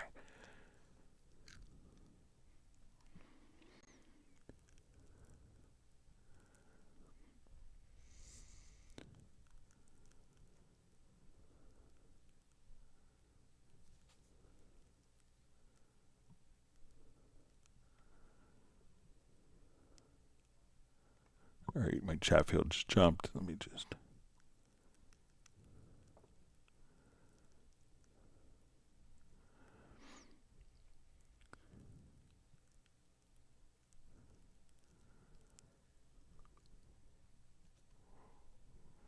All right, so you see from Val, who asks, can we do a macro to export the selected effects tracks, have them imported and muted? Haha, I know I'm lazy, but maybe it's possible. And he says, but with the Stream Deck XL, it's so tempting to do everything with shortcuts. So once you go to the export audio mixdown, what you can do is probably, let's say if I add a couple of effects tracks here.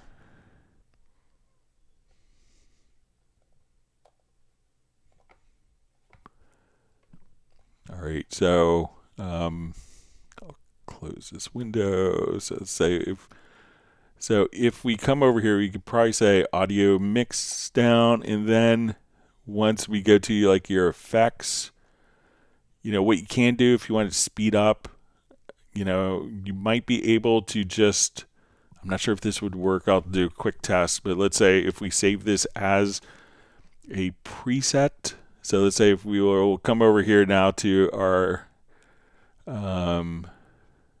so let's just come over here and say effects. You see, I already saved one for you, Val. All right, so let's save a preset.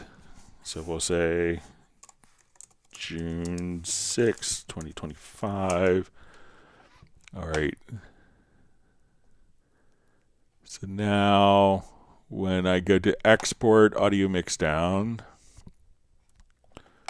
I could call up this preset. So I don't think that there's a keyboard shortcut for that, but let's say June 6th.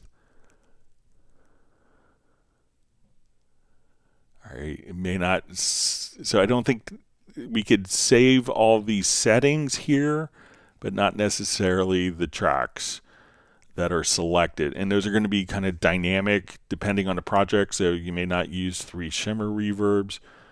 So I think if you just come over here and just select the effects and then export, that you'll be okay. I know it's not kind of a macro to do it, but it's really like 2 mouse clicks to get it done. So it's not really the end of the world, but understand kind of you want to be the jockey to hit the button on your Stream Deck to make it all automated so you feel like a power user. So I'm there with you.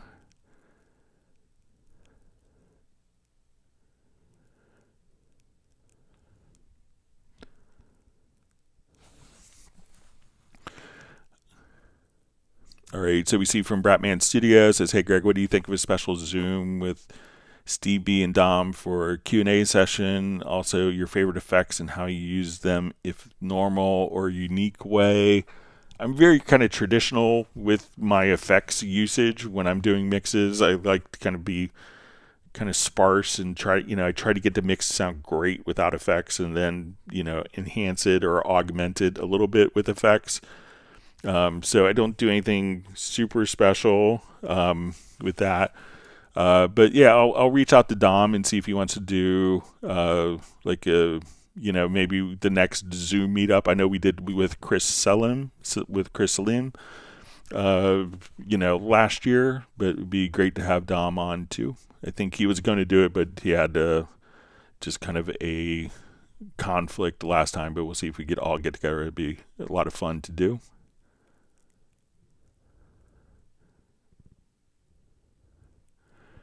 Tim Weinheimer says Cubase 14 Pro has DAW magic. All right. Sable Winters is proudly never stepped into a Starbucks.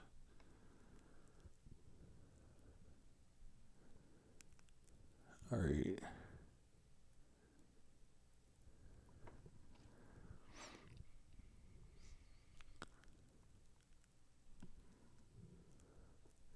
All right, Neil Conway's in Grants Pass, Oregon, home of Dutch Brothers.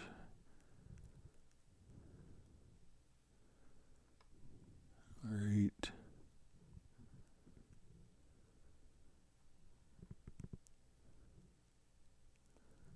All right, reading through comments here.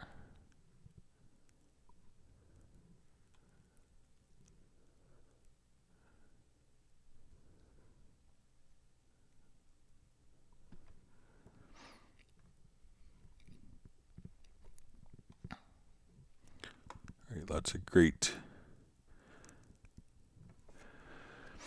All right, so we see from DJ FK says, is Greg not on summer vacation the next week? So I will be in Dublin, like starting on the 19th. So we'll probably miss 2 live streams, maybe the 20th and 24th, but we'll be back kind of the following. So.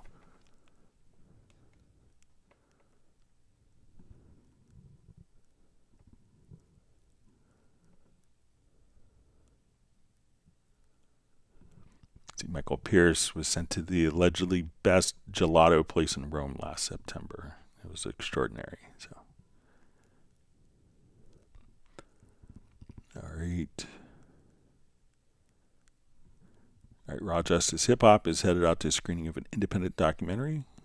Hope you enjoy it.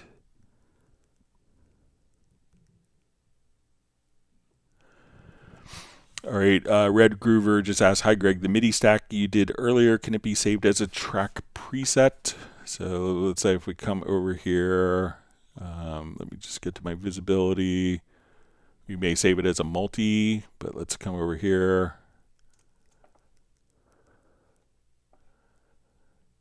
All right, so let's say it was Pad Shop, Ritual Log.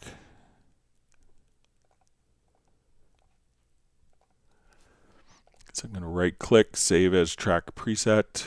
We'll call it June 6th MIDI stack.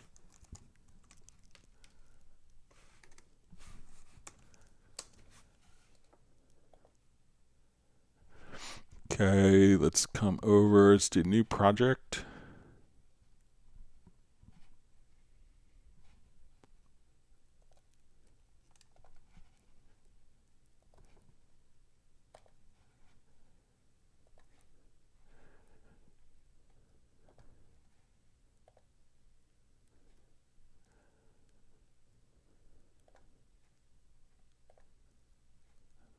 Drag it over.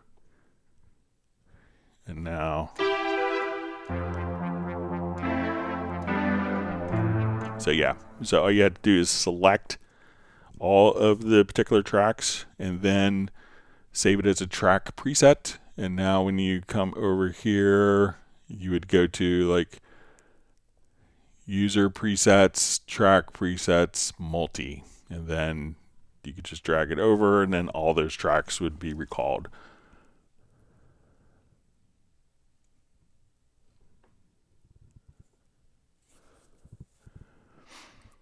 All right.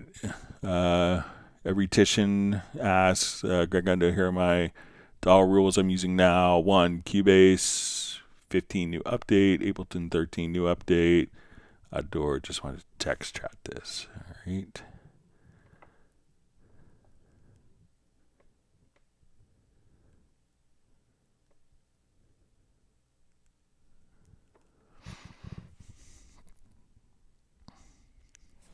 All right, so Val is asking a question. It says, if I export a group track and re-import it, the master bus effects that come afterwards are not baked into it, right? So it could depend. So let's say if we export, let's drop a quick.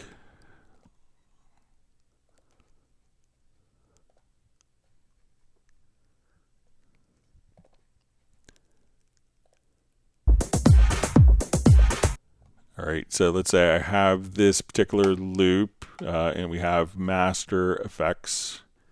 So let's put something obnoxious on it. All right, so now as we play back. All right, so I'm going to send this kick loop to a group track. All right, so now we see that this is going to the group to the master effects. All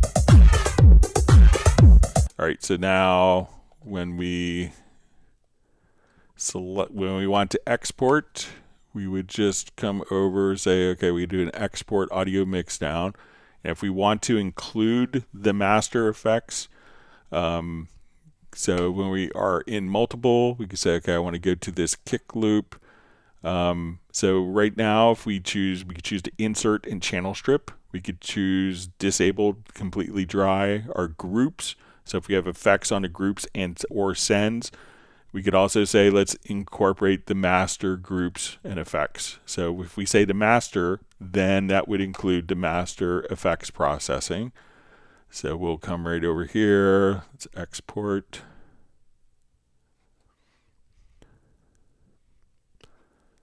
And now, and then that would automatically just export it. So again, you can include or exclude. So we can come over here to your export audio mix down. You could choose your effects routing options if you want to include the master effects or not.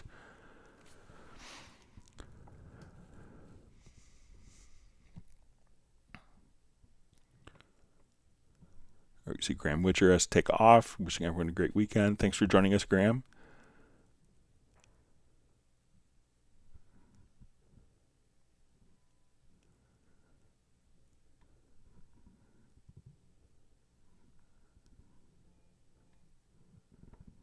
All right.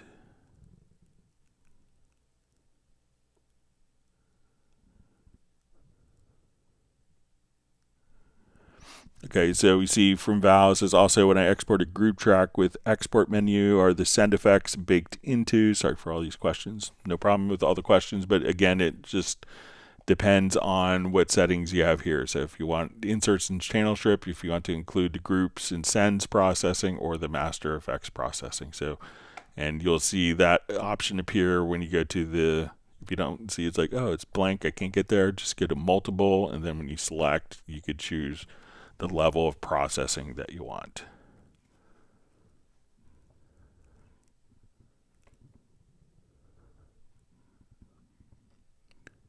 Okay.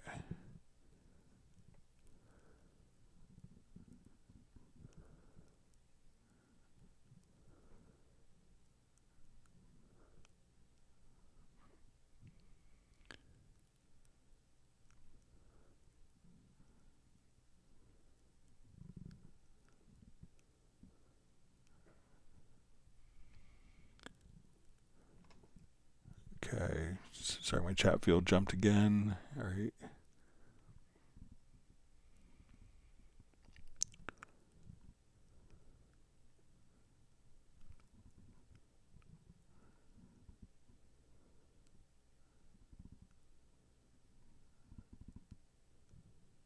Okay, reading through comments. All right.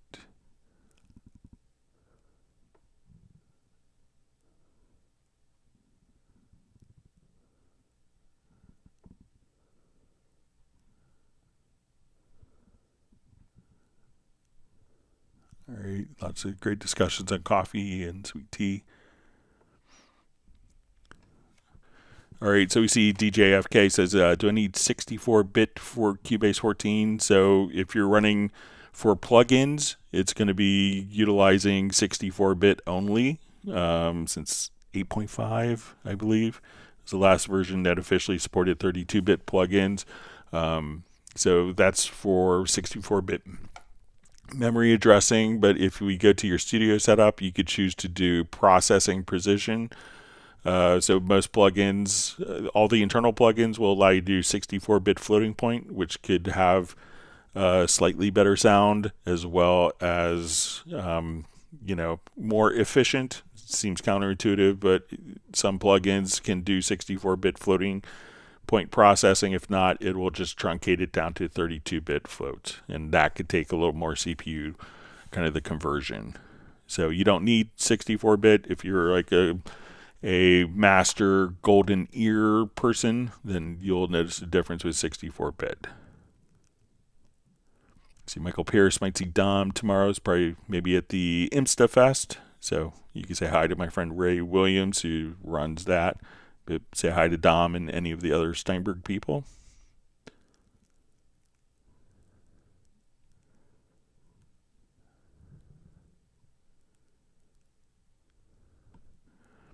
Tim K says he's enjoying Cubase 14 Pro 2, but must admit he's still learning new stuff about 13. All right.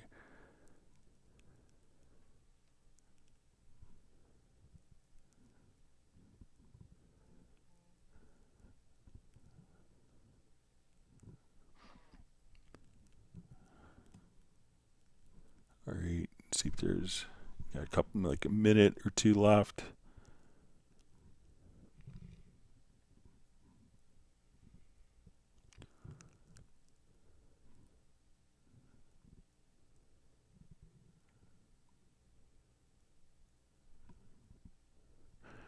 All right, so Michael Teams just saying his C drive zone is full. Got to get a bigger drive, maybe an NVMe 2.0. Any suggestions? At least 2 terabytes. I think Samsung is always makes wonderful drives and very reliable. All right. See some other people suggesting the Samsung.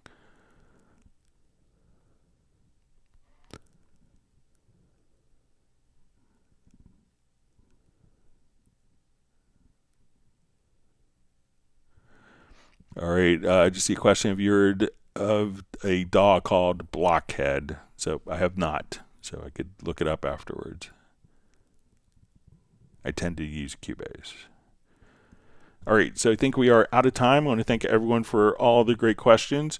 We'll be back on Tuesday, so we'll be starting at 1 p.m. U.S. Eastern Time. Thanks for all the wonderful questions. Everyone, please stay safe and healthy, and we'll see you back on Tuesday. Goodbye.